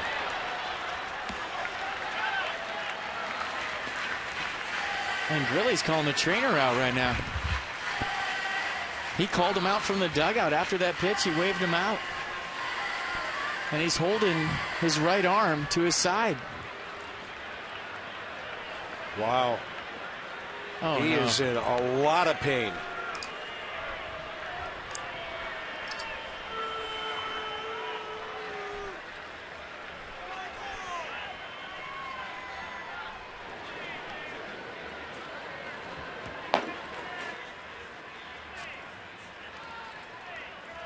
And he's got to hand the ball and walk off the mound with his manager and the trainer. Something serious to the Pirates has happened to Jason Grilli here. He'll leave with a count of 0-1.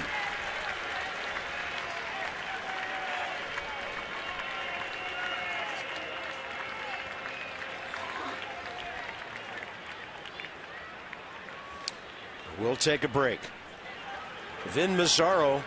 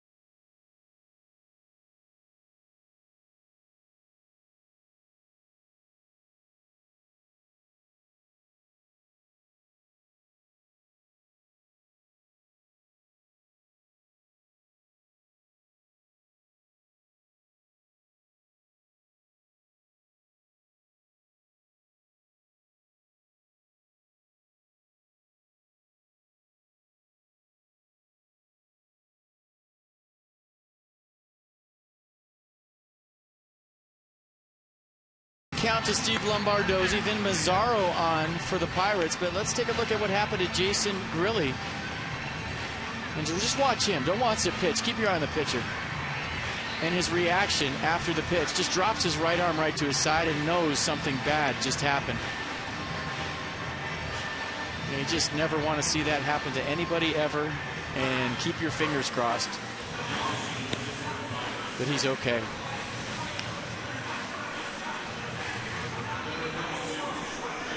Well, Vin Mazzaro could have all the time he needs to get ready, but he was already warmed up. He's a 26-year-old right-hander who pitched for Kansas City last year and the year before, Oakland a couple of years, and he's never had a major league save. He will inherit a count of no balls, one strike against Steve Lombardozzi. They've never faced each other.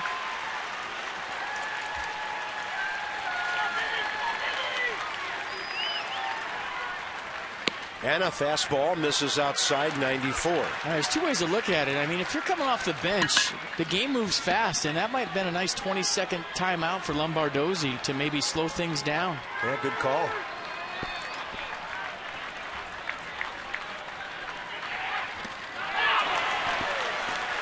And Mazzaro went off speed, burying that breaking ball to get a 1-2 count. Yeah, two pitches, fastball, slider. You've seen them both.